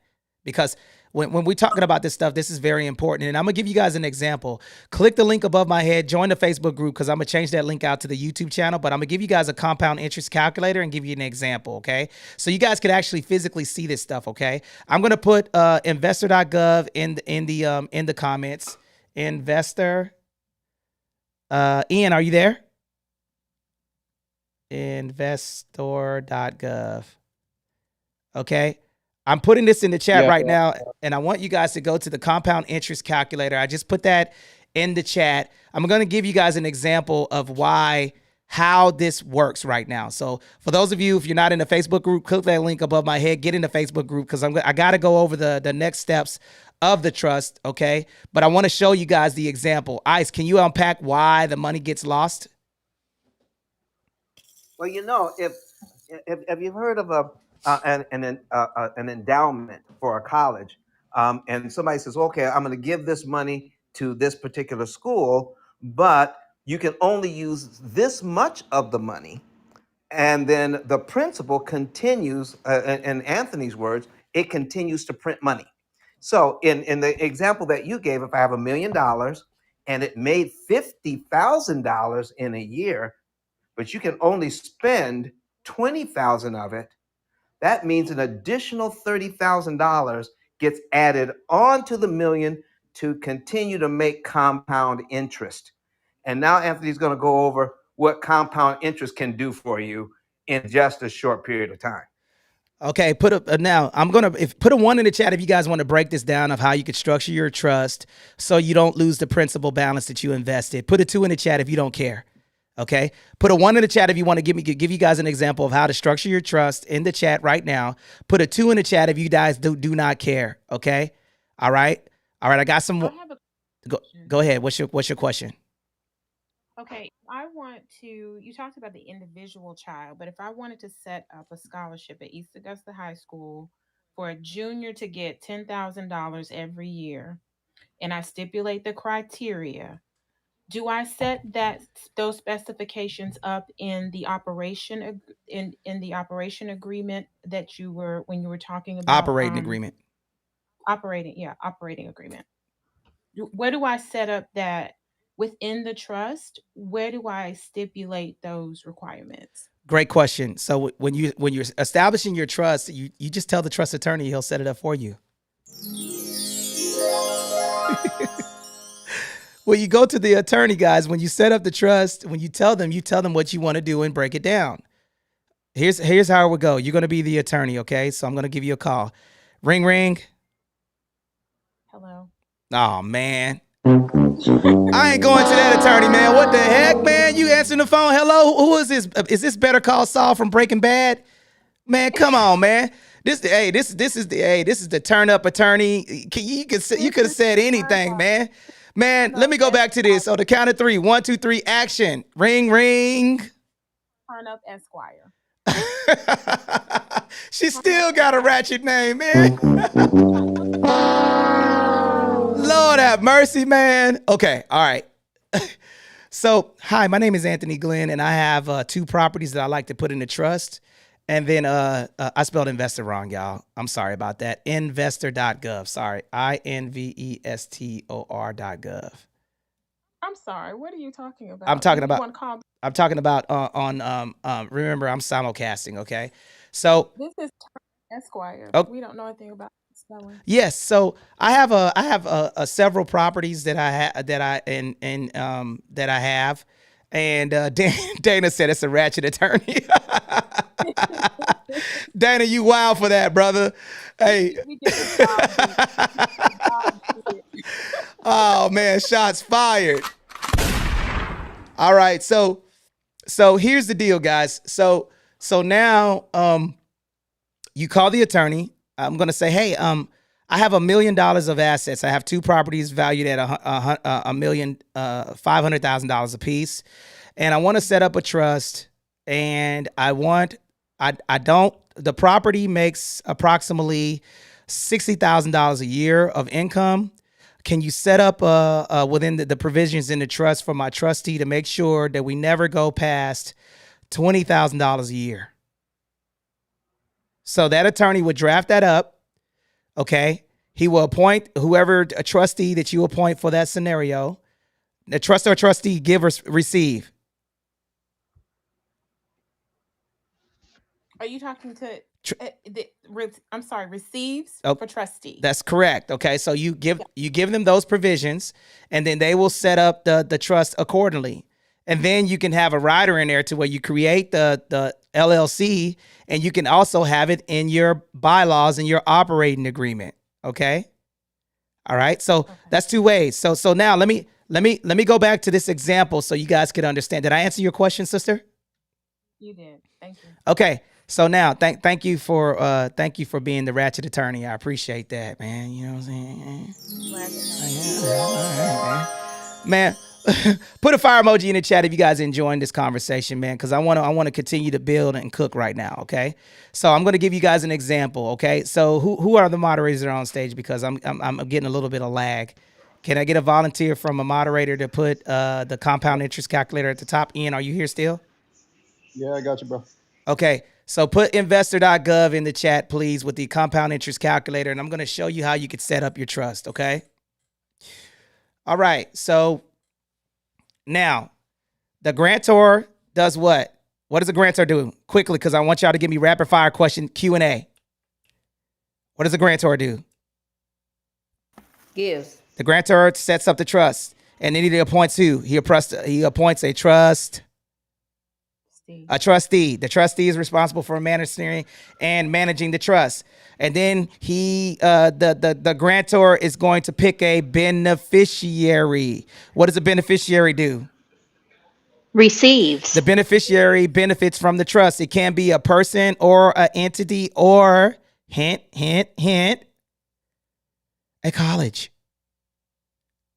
So I could say I want $1 million to go to $20,000 to go each year to, Ratchet High School every year, right? What was the name of that high school you said that you wanted to give $10,000 to? Anthony East Glenn's Augusta, High School. East Augusta High School. It was Ratchet Esquire attorney that's setting it up. Okay, all right, sister. All right, so now you that person gets that money. Now let me show you why you want to set the trust up. Okay, do we have the compound interest calculator at the top, sir? Is the compound interest? Yes, we do. It's there. Okay, go to investor.gov, scroll down to the middle, and Hannah, can you be my volunteer? You're gonna volunteer for me, okay? Yes. Okay, here's this scenario, guys. Okay, I got $1 million of assets. It prints $60,000 a year. Okay, now watch how this money grows. Okay, I set up provisions to where I want only $20,000 to stay within the. So I have a access of $40,000 that stays within the trust. So now, what is $40,000 divided by 12 months? Man, y'all slow on the math, man. $3,000 a month. Okay, so $40,000 divided by 3,000 equals how much is it? $3,333 a month. Okay, so right now we're just going through $3,333. Okay, so put that in the chat right now, 3333. Okay, so Hannah, can you read the fields for me and follow along with me so you understand this? Because if you're not doing it, you're not going to understand it. Okay. Now, Hannah, I'm ready when you are. Okay, so we need the initial investment, if there's any monthly contribution, Hold on, pause and right the there. length of time in years. You're gonna put it in. You're gonna fill in the fields for me, okay? So my initial investment is gonna be 40 grand, right? I mean 60 grand because remember I said $60,000, right? So what's the next field? Monthly contribution? 33. What are you adding to? 33. Length of time? Okay, 40 years. Estimated interest rate? 8%. Interest rate variance range. That's a fluctuation of interest. We're gonna keep it the same. We're gonna keep it at 8. Compound frequency annually? Annually. How much money will I have in 40 years? In 40 years, $11,664,695.81. $11 million. This is why. Don't forget the 81. Don't forget the 81 and the 81 cents. So guys, when we're telling you guys to set this stuff up, yeah, go ahead and set up your wills so your kids can inherit and blow your money. If you want your money to last generations and generations, set it up to where they're not spending the principal balance. And then that money prints money, and then set up accounts to where your money grows over time. All you need to do is set up accounts to where your money grows at 8%. That could be a money market account. That can be anything associated with the S&P 500. And you can keep that money in there, and then that money prints money. You can also put provisions in place to say, hey, my kids can only withdraw money to buy real estate. That's it. They can't do anything else with it, right? So $20,000 a year is pretty good for them not having to do anything, okay? They can raise their own money if they wanted to buy more assets, right? So this is the reason why, look, a $3,000 investment over a 40-year period at 8% would get you $11 million. 40 years is 2 lifetimes. It could totally happen if you have children. So imagine if you set this up when your kid is 1 year old. You buy 2 properties. The property's printing money. You have your value. You never spend the principal balance. Remember, I only put $60,000. I only put $1 million in there. That property value is going to go up over time, and that property is evergreen. That LLC that you have within your trust is evergreen. Those 2 things are printing money. So instead of having, spending all this money on life insurance policies, buy a piece of real estate that prints money. and utilize a life insurance policy to pay off your debt. So your kids inherit property that print money. Man, y'all not picking up what I'm putting down. Put a fire emoji in the chat, man, if you guys are enjoying this conversation. Hey, Tony, I got a quick question for you. It's how would you set it up so that way your children's heirs can get part of that trust? How would you set it up so all of a sudden, Ian dies, he leaves it to Bobby and Susie.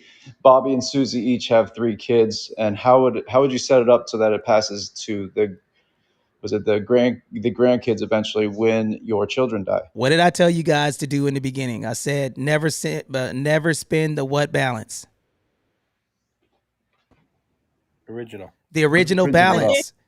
So you can put provisions in the trust saying that, this money will be whoever the heir is of my family members in the event that my grandkids, you can put those provisions in the trust. Okay. So I'm set up to where I never look my assets, my kids, when I pass away, they're going to be salty because they're not just going to get a no check. They got to go to college and earn a 3.0. If they do not reach a 3.0, what's happening to my money? I don't care. I'm 10 toes up. Okay. Compound interest. Compounding, right? If they don't get married, I got money set aside for their marriage. They can deduct money for their wedding. Okay. If they don't get married, what happens? Compound. Okay. Now, I got money locked up for graduate school. If they don't need the money for graduate school and they get a scholarship, because both my kids own properties, right? So that money that they have, I'm set up to my kids will have around $700,000 going into college. I'm 100% disabled combat vet. So that means that my kids get to go to undergraduate for free. So that $700,000 is going to be saved for grad school. So they got $700,000 to go to grad school. So plus, I think $75,000 for a year for grad school. They're not going to need my money because they're going to own property. They're already business owners. I've already established credit, collateral, and capital for my children now. So when they go to school, right, and my kids can't squander. And then I also have provisions in the event that they can't transfer certain assets and it's protected against their spouse. So if my son or my daughter gets married and stuff like that, they can only get the money that's coming out, Jack. They can't just take all of this money out and then their wife or husband benefit from what I've built. Okay? They can create their own trust for that. Right? I have special provisions in place with my trust attorney to where my kids can benefit from what I am building today. Ladies and gentlemen, let me do a quick room reset. You guys are in the Win in Real Estate house. If you guys are enjoying this conversation, put a 1 in the chat. If you learned something about trust today, put a 1 in the chat because I still got to go through these processes and I'm going to run through the types of trust and then we're going to be done today. Okay? So do me a favor, click the link above my head. Actually, Ian, can you change out the YouTube channel? Okay? All of this stuff is going to be in the YouTube channel, guys. So after I do this, what I'm going to ask the 54 people here today is to subscribe to the YouTube channel. I would really appreciate for this information. If you guys are enjoying this conversation today, okay, I'm trying to go viral. I need your help, guys. So if you want to help us go viral, I'm going to ask you guys to subscribe to our YouTube channel. And I'm going to keep rocking and rolling. Let's go back through these real quick things because I got a lot of information to cover. Share the room. That's what I'm going to say, okay? Let's kick it. How many shares do we have so far, y'all? Can y'all tell me? I can't see the shares. We got 15. Wow.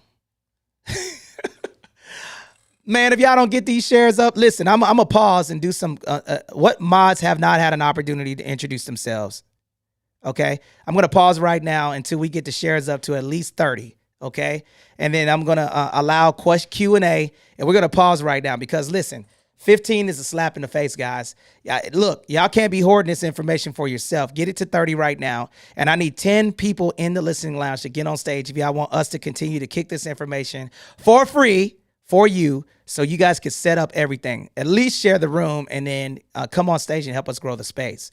So, any mods want to ask questions or anybody have any questions about the trust setup? Anthony, this is Dana. So blessed that I found this room today. Have not been part of it before. You're dropping gems, and it the information's no pun intended. It's priceless.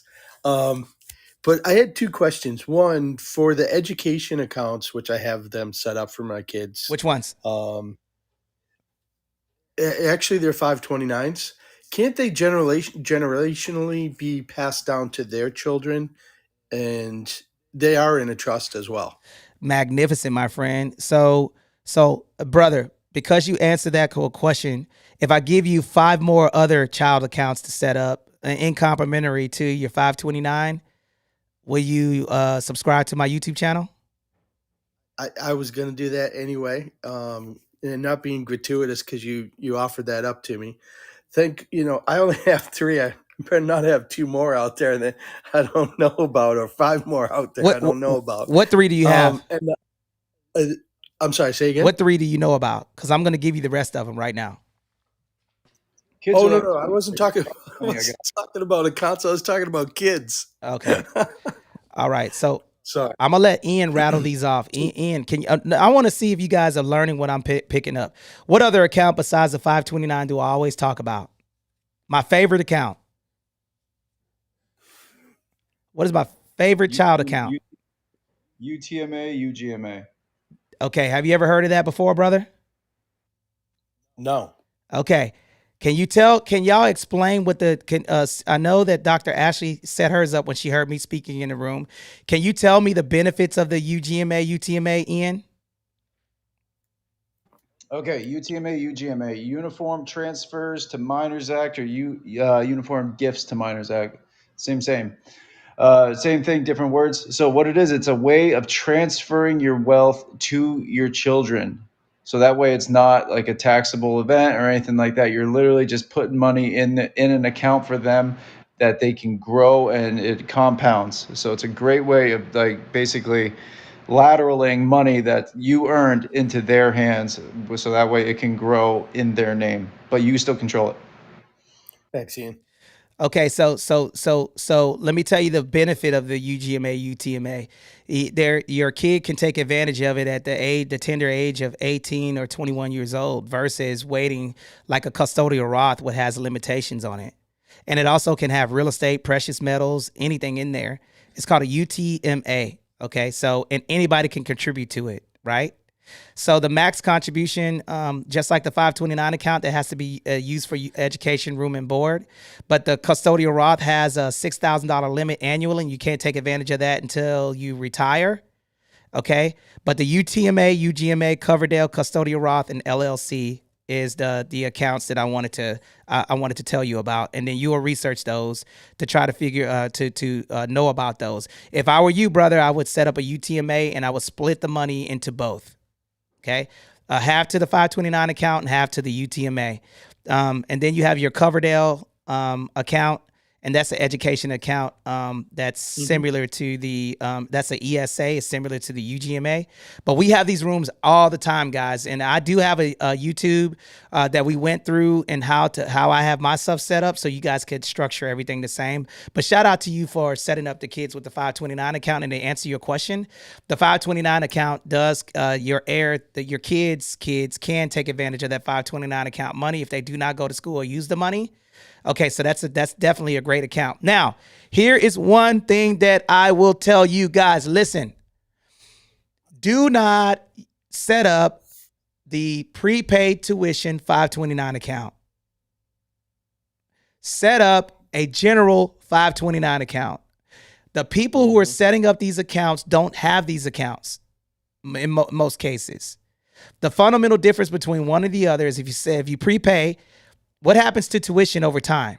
Think about it. If you start investing when your kids won for a 529 account, what do you think that college tuition, if that's your alma mater, what do you think that tuition is going to be if you're a legacy and you want your kids to go to whatever school you went to? The tuition is going to be what? It's like higher. It's going to be higher. So you setting up the 529 account and buying these accounts at that school, don't set it up that way. Have a general 529 account so you can utilize that for any college. Okay. So, brother, did I answer your question? I wanted to make sure that you got your question answered. Oh yeah, you most definitely did, and I appreciate that. And thanks, Ian, as well for describing that. The other, it's not, it's more of a comment, and I know it's a no brainer after everybody hears me say this, but there was another young lady who was talking about this earlier. Of how do you stop the degradation of the original wealth that's passed down from generation to generation? And sometimes it's a slipper to the side of the head. Sometimes it's, no, you can't go out on Friday night, but it's the discipline and how you raise the kids to respect the legacy of the gifts that are being given to them. Man, that's very well put, brother. I love it, man. But man, put a fire emoji in the chat if y'all are man, I'm gonna tell you right now, man. I want to give a special shout out to all of you. Listen, I want to tell you guys we love you. Here's why. We love you, Missy, Diana, Daniel, Joseph, Jake, David, because guess what? You guys are in a winning room right now, man. Y'all could be doing anything, but you're in here listening to me cook, talk about generational wealth, talking about trust. Man, guess what? If you're uncomfortable, good. I wanted to make you uncomfortable, man. I'm glad that you're uncomfortable because you need to get your butt in gear so you can pass down wealth, man. I want you to feel sick that you should be sick. You should be you should be on the phone right now looking up for a trust attorney so you guys can get your stuff set up right now, because I told y'all 1 million can be 11 million, but right now you don't know what could happen, man. You could be driving down the street, man, and get hit by a car today. Do you want your family fighting over your assets? Okay? No. So let me go through the rest of these real quick, man. And does anybody have any other questions before I continue to cook with the rest of the positions? The first three are the hardest ones. Let me recap, okay? Grantor, settlor, trustee, beneficiary. Now here's the fourth. Here are the other 8 positions within the trust, and you don't have to have 9 positions. Actually, there's 11. But I'm gonna go through these really, really quick for the sake of time, and I'm gonna explain what they are. Everybody put successor, trustee. Successor, trustee. What does that sound like to y'all? Successor, trustee. What does that sound like? The one who outlives. That's right. Successor means later, right? And the successor trustee could be, I could say, all right, I put Ian, my son, as the trustee. I put Ian, my best friend, as the trustee to administer the trust for my children. But I'm going to put my son as the successor trustee because he's responsible for making sure that the trust is administered. So this is kind of along the lines of why you want to do this. Now, remember, the board of trustees could be multiple people. Now, if you do a board, here's a fundamental thing that I would tell you guys to do. Make sure if you have a board, you want to have these 3 things. You better be paying attention because I'm breaking this down for you guys. This needs to be in your operating agreement. Listen to me, okay? You better be paying attention. Always, if there's 2 people, number 1, have a neutral third party.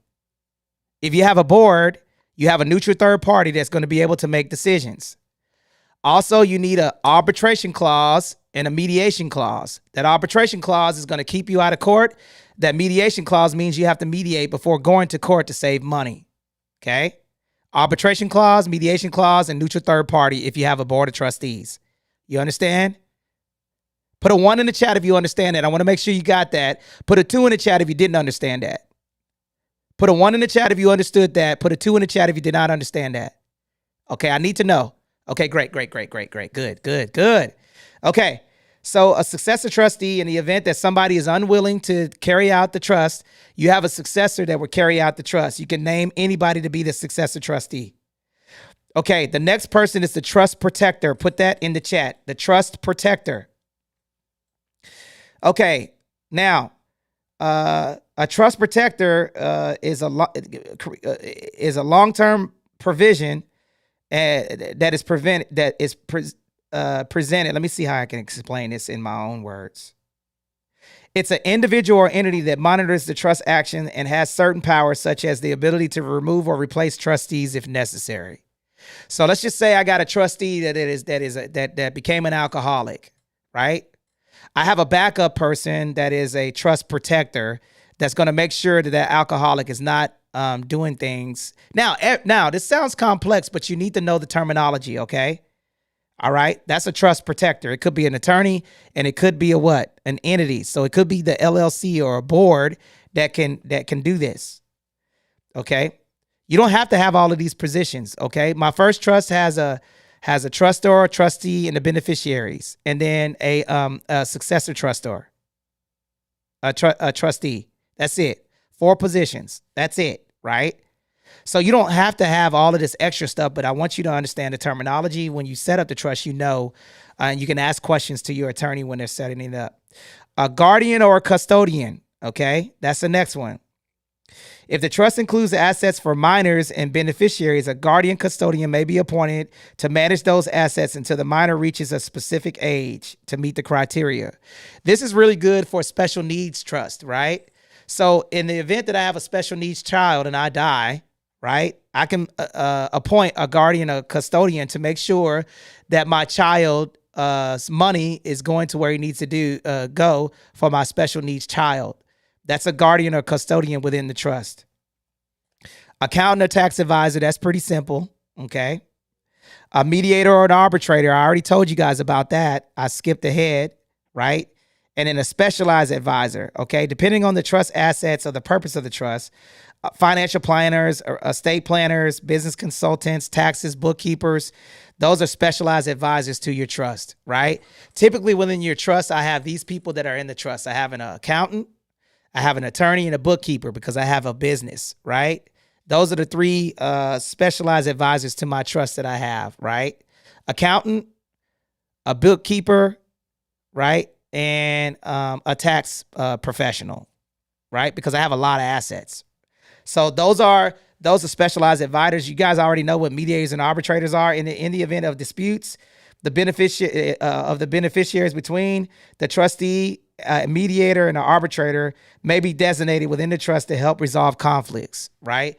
So let's just say you got 2 trustees, and then and listen, if you got more than 1 kid, make sure you have an arbitrator and a mediator, because that's going to keep them out of court, right? Any questions about the positions in a trust? I ran through those really quick because they're pretty self-explanatory, okay? Okay. Successor trustee, that's in the event that somebody gets hurt or the trustee becomes incapacitated. The trust protector, that's the person for that monitors the trustees. So that person doesn't even have to be in there. That could be my mom. Okay, mom, you're going to be you're not going to benefit from anything, but you're going to be the trust protector to make sure that the trustees are doing what they're supposed to do. The guardian or custodian is self-explanatory. The accountant, the tax advisor, the attorney, and the mediator, arbitrator, and the specialized advisors. When you guys set up your trust, right? When you set your trust up, your attorney's going to have all of these positions. But you're going to ask, do I need this person when you set up your trust account? Are there any questions about the positions within the trust? Any questions? Yes. This entrepreneur. Hey, Anthony. What's up, King? First of all, shout out to Anthony. This is a dope space, y'all. To follow, share his room, put some fire emojis in the chat because this man is dropping a lot of free gems that you either have to pay somebody to sit down and talk to, or you got to go to certain college courses to learn some of this stuff. So, Tony, thanks, man. Listen, I'm sitting here learning, so thank you. I appreciate it. Um, my question is about the entity.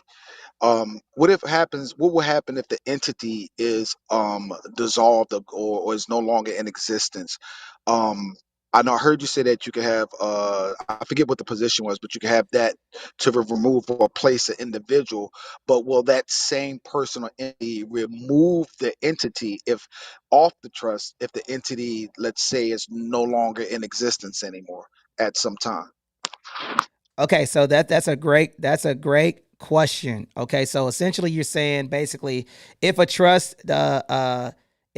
basically has a corporate structure that's within let's just say that I have a LLC within my trust, and that LLC is the person that is supposed to be able to administer the assets within the trust. Is that your question? That's correct. Yes.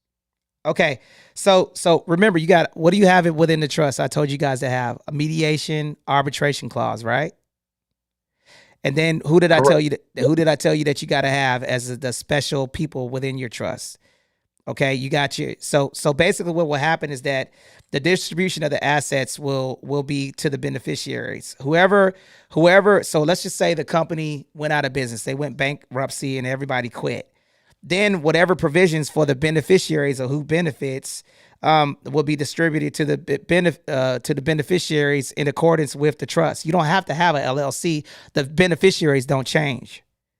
Okay, so does that answer your Got it. question? So Yeah, got it. It's new information to me. That's why I'm asking. I just wanted to make sure that I understood it. that's a phenomenal question, because so essentially what will happen is that, remember, you got beneficiaries in your trust, the people who benefit. If it's an entity and the entity is a beneficiary, and you have your kids as a beneficiary, and that limited liability company no longer exists, your kids, your the money and everything else, and the successor trustee along with the attorneys will make sure that that the assets will still be how you originally designed the trust. Does that make sense, or is that too much? Yes. No. It's making sense. You listen. I could tell you are skilled beyond measure in this, and I'm learning. And then my last question is that um we talk, a lot of people, they go broke, they get funds stolen, they get millions and hundreds of millions of dollars stolen from them by people that they put in positions like that.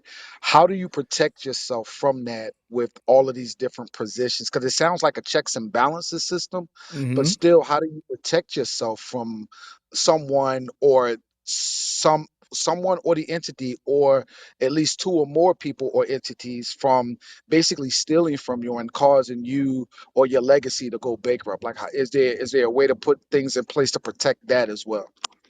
Okay, so I want to do a little bit of trust trivia. Now you guys have been listening to this room for a minute. Okay, based off, I've already asked you guys. I already answered the question. So just so you know, so basically, what you're asking, entrepreneur, is that in the event that I have all of these people and they start colluding to dissolve my trust, what provisions do I have in place to prevent that? Is that your question, entrepreneur? Yes, because well, I got a red bar right now, so sometimes when you talk, some stuff, some of the things you say go in and out, so I can't hear everything. So I apologize if you covered it. I just didn't hear it. Okay, so essentially now who can answer that question, guys? Because I know you guys have been listening for a minute. How do I prevent that? I gave y'all the answer to the test earlier today. How do I if they're colluding against to dissolve my trust, how do I prevent that? What's the answer? Arbitration clause, mediation clause, and a neutral third party. Bingo. Arbitration clause. Okay, mediation clause, neutral third party. You got provisions within your trust, and then also when you set the trust up, you set it up to where your principal balance doesn't change. So, this is what I see a lot, right? I had a young lady. Let me give y'all a quick story, guys. I had a young lady that was Stack. Are you here? Because I want you to tell people who you are and what you do next. Stack, I forgot, brother. I'm sorry. Stack Pack, are you here, brother? Flash your mic if you're here. Okay, so I'll come back to Stack. Okay, so I had a young lady that had a crappy boyfriend, right? And her boyfriend knew that she was a trust fund baby. So what she would do is he would threaten to leave her, and she would go to the trust and pull money out, right? In the event, right, I have special provisions so the principal balance doesn't go away. So if I'm only taking $20,000 out and I'm making 60/40 stays in there, right? So my principal balance doesn't dissolve, and that $20,000 grows to include the $1 million that I put in there, right? Does that make sense? So I got a couple of other positions within the trust. Who else do I have within the trust? Who else do I have to prevent that? What other things do I have within the trust to prevent my balance from going down? Who are the other parties to the trust that prevent that? The mediary. Trust protector. The trust, bingo. That's what I was looking for. The trust, Got it. Right. The trust protector, right? So why do you need money? Okay. You got to, and then when you have a bit, when you go take money out of a trust, there's got to be signatures on there. You can't just go to the bank. That beneficiary just can't go. They got to go to the people they got to go to the trustee. And think about it. If you got to sit in front of a board to get money out, man, good luck, Jack. Ride out, Jack. No, that doesn't sound like, that person, that trustee is going to be looking like, look, I don't think that's, we're going to vote on it. And then, we don't think that's wise for you to take the money out, right? If you got a board of people, so that money, and then also they can't just withdraw money. The trustee, when you have these positions, they just can't go in and get money. It's not like that, right? Sometimes trustees don't even have access to the money. They just got to sign off on it. Right? So when you set this stuff up, there's levels and levels and layers and layers and layers of this stuff, guys. But hopefully, Entrepreneur, I was able to answer your question. Anybody else have any questions? Yes, you did. Thanks, Anthony. I appreciate it. Anybody else? Outstanding. Okay, this is the final reset.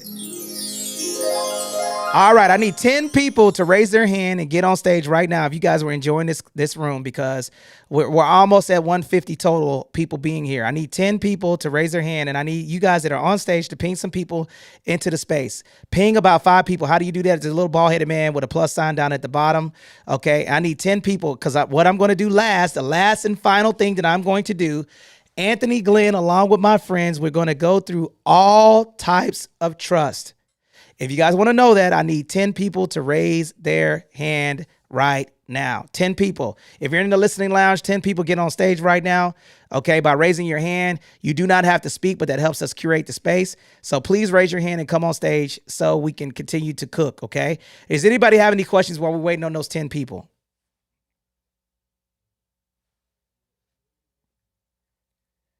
Hello? Y'all still with me? Can y'all hear me? We got you, We're bro. with you. No questions. Let's Okay. keep cooking. Okay. All right. Okay.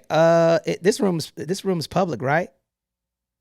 It Y'all is, can. and I'm inviting people up to the stage to join us. So if you see an invitation on your profile, accept it. We would love for you to join us on the stage. Okay. Can you do me a favor, Ashley? Can you give me that reset to get people into the sit rep, please? And then I'm going to go over the types of trust. Absolutely. And Happy to some do water. it. Hey, y'all. Thank you so much for tapping in with us today. We're in the Win in Real Estate Club. Greatly appreciate each and every one of you being present. We've been talking about money, wills versus trust. Who wins? And we are appreciative for each and every one of you for tapping in. If you haven't already, do me a favor and click the link at the top of the screen. The Sit Rep podcast is available for you to subscribe to right there on YouTube. Click the link and subscribe. And once you do, put a done in the chat. Let us know that you have subscribed to the podcast and you are supporting the community. We greatly appreciate it. We're also sending invitations to those of you in the audience to come to the stage. You don't have to say anything, but it will support the room. It will allow more people to know that this room is taking place, and they'll also see it, especially with the changes on Clubhouse. It'll give them the opportunity to see this room when they get on the app. So please, even if you don't have anything to share or no questions to ask, accept the invitation and come join us on the stage. We would love, love, love to have you. If you haven't already, please request to join the Win in Real Estate Club group on Facebook. So when you go to Facebook, type in Win in Real Estate, you'll see the group right there, and you can join us on Facebook. That's how you get all of the information in real time. That's also how you get access to files and documents and other pieces of information and resources that they share. And that's how you see Anthony in the team live in living color. They are going live right now. You can see it on Facebook. So please make sure you're subscribing to the YouTube channel and you're joining the Facebook group. Now, if you've subscribed, again, put it down in the chat. Let us know that you've already subscribed, and we greatly appreciate your support. Passing it back over to you. Outstanding, man. Thank you for that cool reset, man. Let's get it. All right, man. I'm gonna be going faster than the minivan dropping their kids off for the first day of school after summer, man. So y'all better be picking this stuff up, man, because I got a lot of stuff to cover. Okay. All right. So here's the deal, guys. All right. So we're gonna start with revocable, irrevocable. Revocable, irrevocable. Put that in the chat right now. Revocable, irrevocable. All right. All right. A revocable trust means that it can be changed. Irrevocable means that it's difficult to change. Okay. So I'm going to go through these and explain them and break this down for you so you guys could understand it. Okay.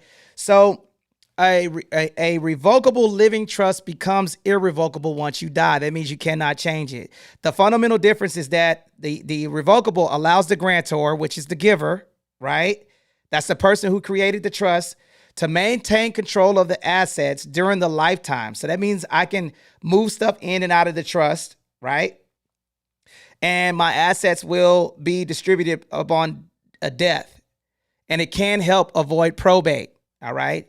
Irrevocable, the long one, okay, cannot easily be changed. It is usually often for tax purposes. Okay, irrevocable trust has the best tax benefits.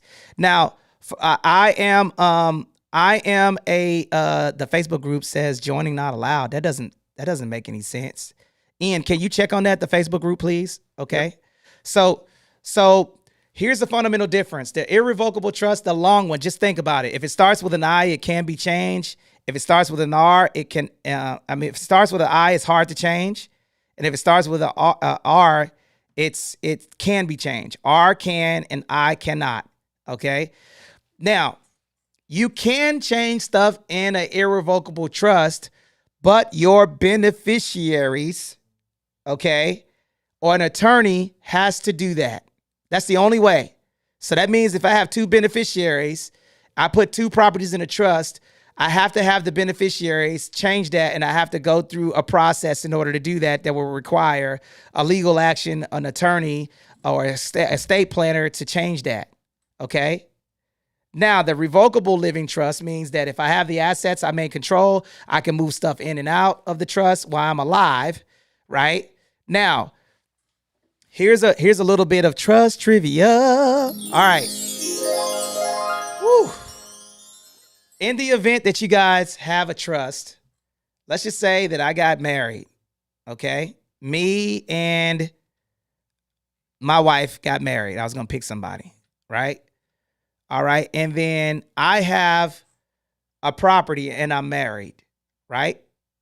And I acquired these properties before I got married, right? Now, if I acquired these properties, can I put that property in a trust if I'm married, if it's in my name alone?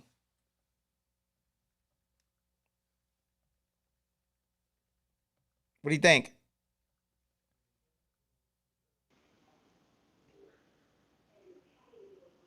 Why not? I'm asking the question. You Yeah, said this is inherited property or your own property? My own property. There has to be both on there, I believe. Can you repeat the question? Okay, here's the question. All right. If I am married, right? And if I'm married, right? I'm married. Boom. I'm married. I have properties. I'm married. Anthony Glenn is married. And I have properties that are in my name. I had them before I was married, but I'm married now. And I tried to put the properties in a trust. Do I have to let my wife know? Yes or no? Yes. Yes. Who I says say yes? no. No. You didn't prenup. No, Yeah. no. He didn't have a prenup. He didn't say he had a prenup. Uh-oh. I like that ring. Okay. What do you guys say?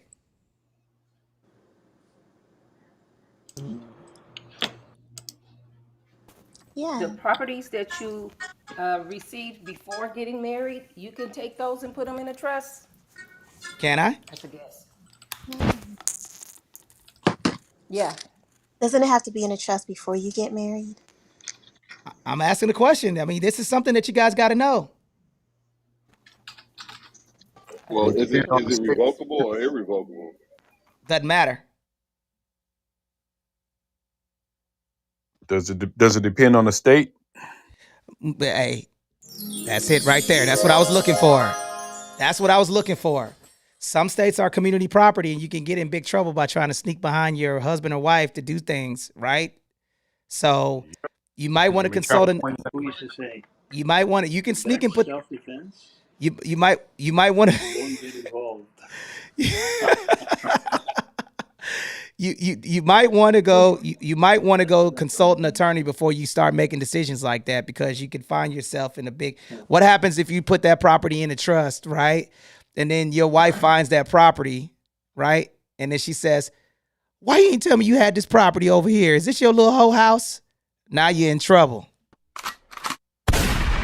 right? So it depends on the state, guys. So consult an attorney before you do anything illegal, okay? Because California, Arizona, and Texas are community properties, and those laws affect the ownership and management of assets during marriage. So you have to be careful when you just go doing sneaky stuff, okay? So you might want to consult now. If you got property before you get married, you might want to put those properties in your trust before you do that, because I'm going to tell you what I see all the time as a real estate professional. Husbands are getting upset because wife has properties, and she gets divorced, and then he marries, and then she has those properties not in a trust. And then, now that husband's wondering why he married you and he's not on the trust, right? Same thing as the wife. You got properties, you got married, you end up trying to put stuff in the trust, and then you got to ask for permission now, and it shows that your kids are going to inherit the property. Then your butt's in trouble. So you have to be careful when you're doing this stuff, right? You got to be careful, all right? The best practice I'm going to tell you is consent. So when you're creating your trust fund, you have significant assets, clear communication on how you're going to do things and distribute assets needs to be in place. And if you can't do that, you don't need to be married. All right. Now, let me go back over these things. Did anybody understand consent or a gift? All right, Chef, I like that. All right. So we talked about revocable, irrevocable trust. Well, now we're going to talk about testamentary trust. This is created within a will or takes effects upon a grantor's death. It basically provides care and everything for that. I don't like those because that's a will. That's a form of a trust, but it's the weakest one. I like revocable or irrevocable trust over a will. Okay. Charitable trust. We talked about that earlier. That's like if you create a trust and you want your money to go to charitable organizations, you could set that up and the remaining income stream will be donated to whatever cause that you have upon death, right? Charitable lead trust. Remember, I'm going through these fast. Let me recap. Revocable trust, irrevocable trust, testamentary trust, charitable remainder trust. That's a CRT. Y'all could just put these acronyms and look them up. CRT. CLT is a charitable lead trust. That's basically the income from charitable assets after a remainder of time will pass to non-charitable beneficiaries and family members. These could be any type of philanthropy that you guys want to do. That's called a CLT. Now, this is a very important one and near and dear to my heart, okay?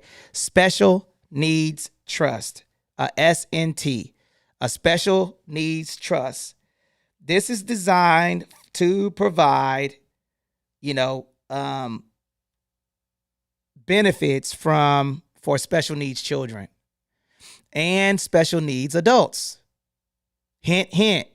Grandma got Alzheimer's. Okay. Create a special needs trust. In the event that you pass away, the money that she's accumulated could be in that.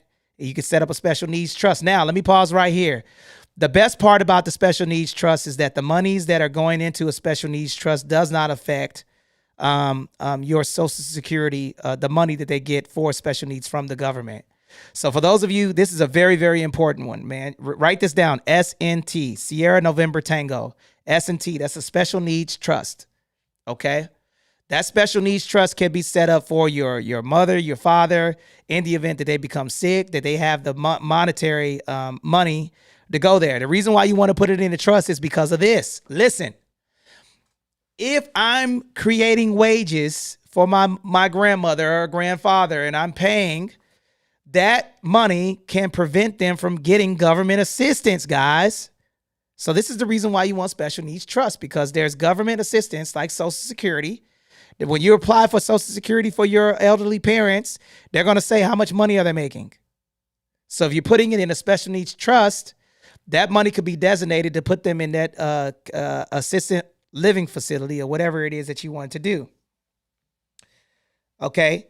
And then the last one is a generational skipping trust, a GST. That is designed to pass assets to grandchildren, okay, in the event that your kid's a dirtbag. That's a generation skipping trust. So you can, Ian, ask the question, how do I create a trust to make sure that my grandkids are good? That's called a generation skipping trust. It passes the assets to the grandchildren and it'll pass the generation. So now this is really good for tax planning. So in the event that I don't want my kids to do, if my kids are making a lot of money, right? I can have a generation skipping trust to where the money goes directly to my grandkids and not go through my kids. Okay. All right. And then there's a qualified personal residence trust, a QPRT. This allows the grantor to transfer the primary residence or vacation home to an irrevocable trust while retaining the rights to live in it for tax purposes. That's a QPRT, Qualified Personal Residence Trust. Now, the reason why I'm giving you guys all of these things, let me recap. So Hannah put them in the chat. Revocable, irrevocable, okay? Charitable trust, okay? Charitable lead trust, special needs trust, generational skipping trust, and a qualified personal residence trust, a QPRT. There is no reason why you guys cannot set up your trust, because I told you about every single one that you need to know. And for those of you who don't need to go back and listen to the replays and write this down, you could set this up. Now, I'm going to close with this, guys, and then I'm going to open it up for questioning regarding the trust. So, in the event that I wanted to set up a trust, you can have sub-trusts within your trust. So I got a revocable and an irrevocable trust. Both of those trusts have a holding company, and all of those trusts have corporate structures. Now, those corporate structures can lend money also. So in the event that I got my trust set up and I wanted one company to borrow from another company, I can do that, right? And the interest, now watch this. If I got a LLC, let's just say TC Me is a LLC, it's incorporated. That's one of the companies that we own. And I have the Glenn Group, that's another company that we own. And the Glenn Group wanted to lend money to TC Me. I create a legal document saying that I'm going to lend TC Me $100,000, and the interest on that money that I am lending is a tax write-off. Now, the qualified personal residence trust, when you have your properties in there, vacation homes and everything else, since it's in a trust, you don't have to pay as much taxes, y'all. Man, I gave y'all so much game today, man. I feel like I'm unstoppable, man. So here's the deal, guys. Those are all of the trusts. Now, who has questions about what was taught today? Let me tell you what you got. The 164 people that came in this space today learned about all of the positions in a trust, how to structure a trust, how to avoid taxes, how to put limited liability companies in trust, how to avoid probate, okay? And, some scenarios Okay, that is what was taught today. Put a fire emoji in the chat if you guys enjoyed this conversation. I'm going to open it up for questioning. Dana, thank you for hanging out. We do these rooms every Tuesdays and Thursday, 9 a.m. Pacific Standard Time. You will see a W up there. It says winning real estate. Put in the chat, what do you guys want me to teach next? Okay, we got 57 people here right now.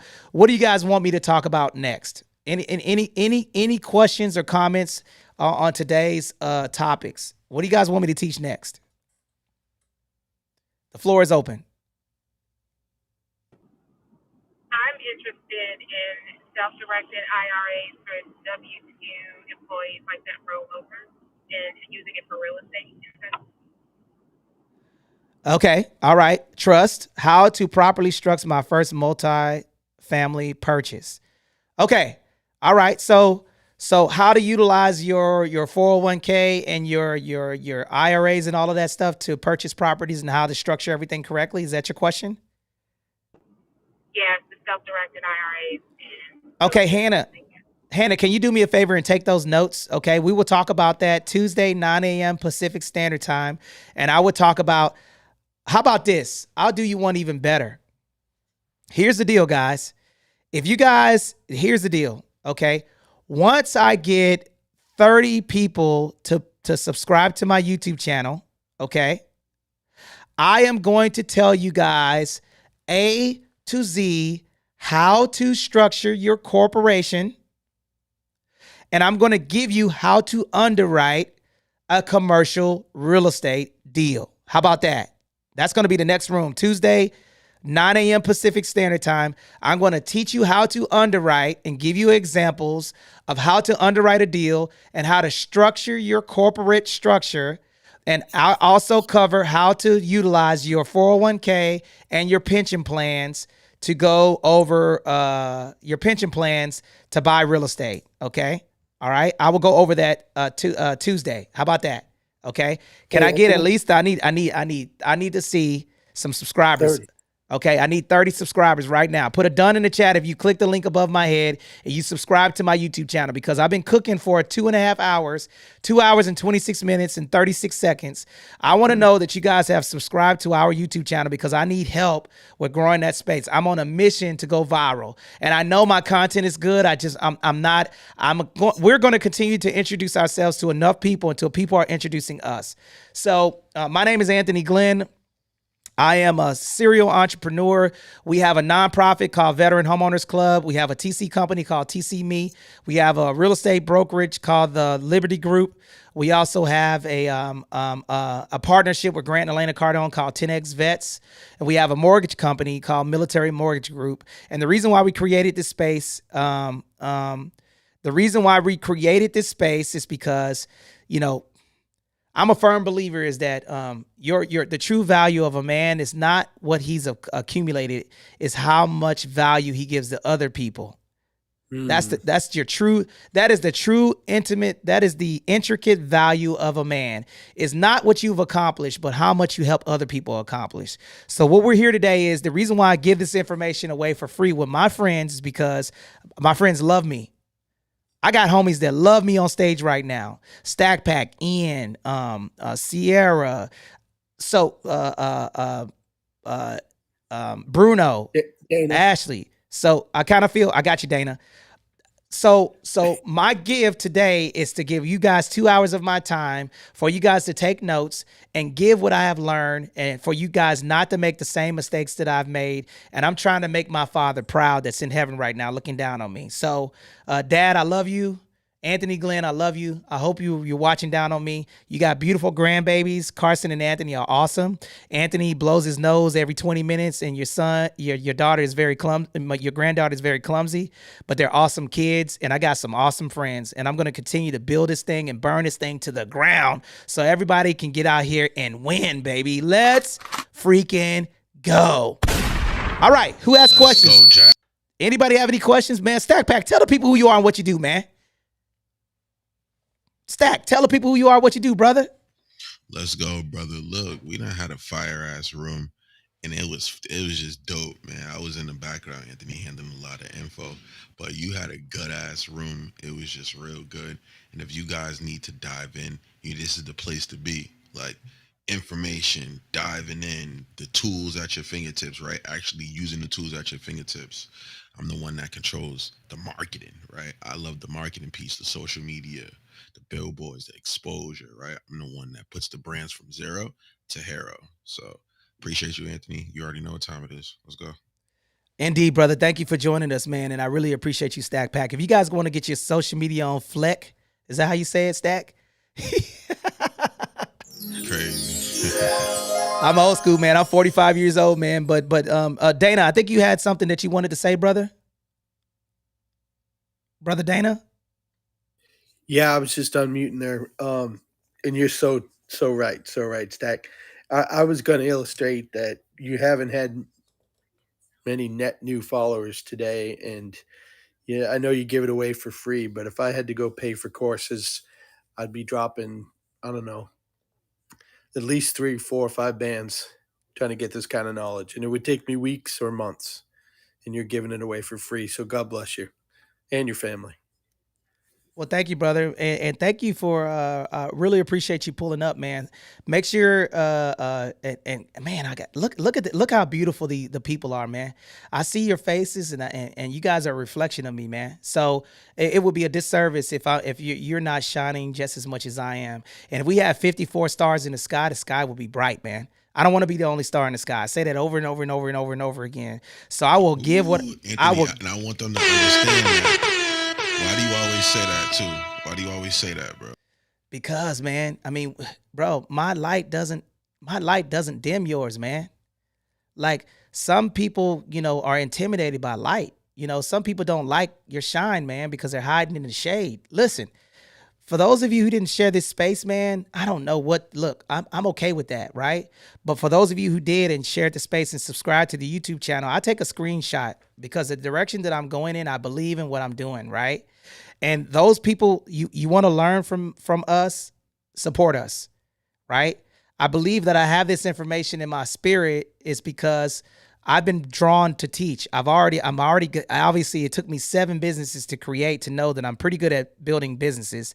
So now I'm being called to do something bigger. And I feel like with 10X Vets, with me getting on stage with Grant and Elena Cardone and them recognizing the value of what we're doing, we're going to reach 21 million veterans, right? We're going to teach civilians how to partner with veterans and buy property with no money down. We're going to teach you guys how to build real estate empire by partnering with veterans, right? And I feel like nobody's really teaching it. So, I feel like I've been feeling like an eagle in a cage for a long time. And I feel like, some of you guys can't think outside of the box because you put yourself in one, right? You got to ask the questions. You got to come up and speak. You got to share the space. And I'm going to tell you something. God will bless the people who multiply, right? The reason why you guys don't have money is because you're not helping people. The reason why you have a miserable life is because you're worried about what you can get versus how you could serve. The reason why you have a $100,000, a $5,000 challenge is because you're not ready for a $5 million challenge because you're so focused on, I got to do this, I got to do that, right? I would rather have a $5 million property than a $5,000 problem.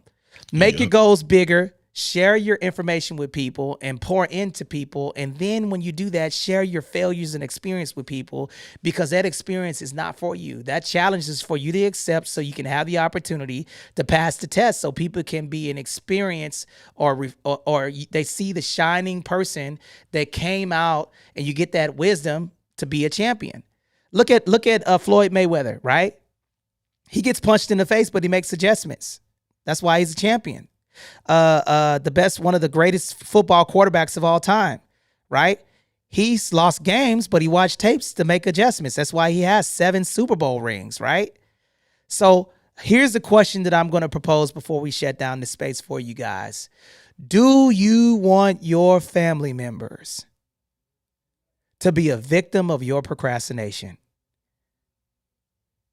Okay? And if the answer is no, You got to get out here and win, man. Ladies and gentlemen, this has been the Win in Real Estate House.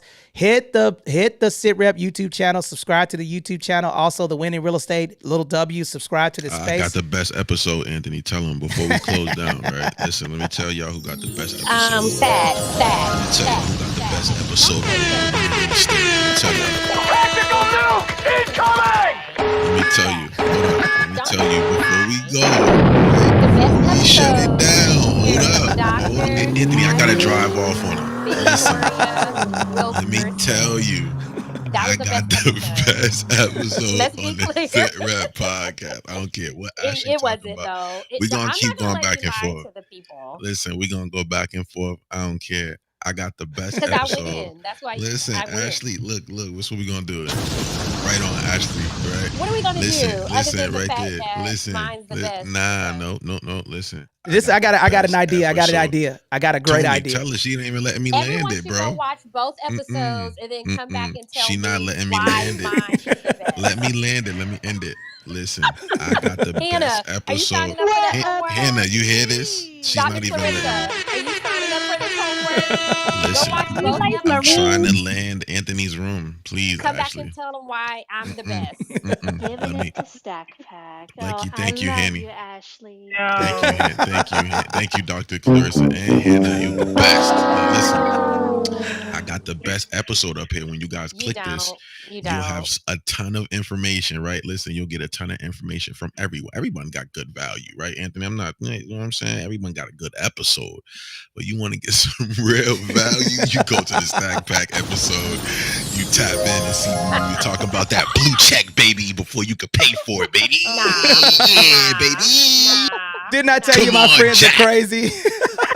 Hannah was just being nice to you, Hannah. Hannah, no. I got the blue check, baby. Ashley. Hannah, no. Stat Pack, mine is the best.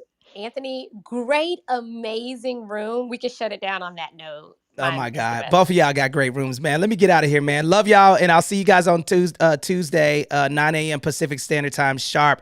Let's go.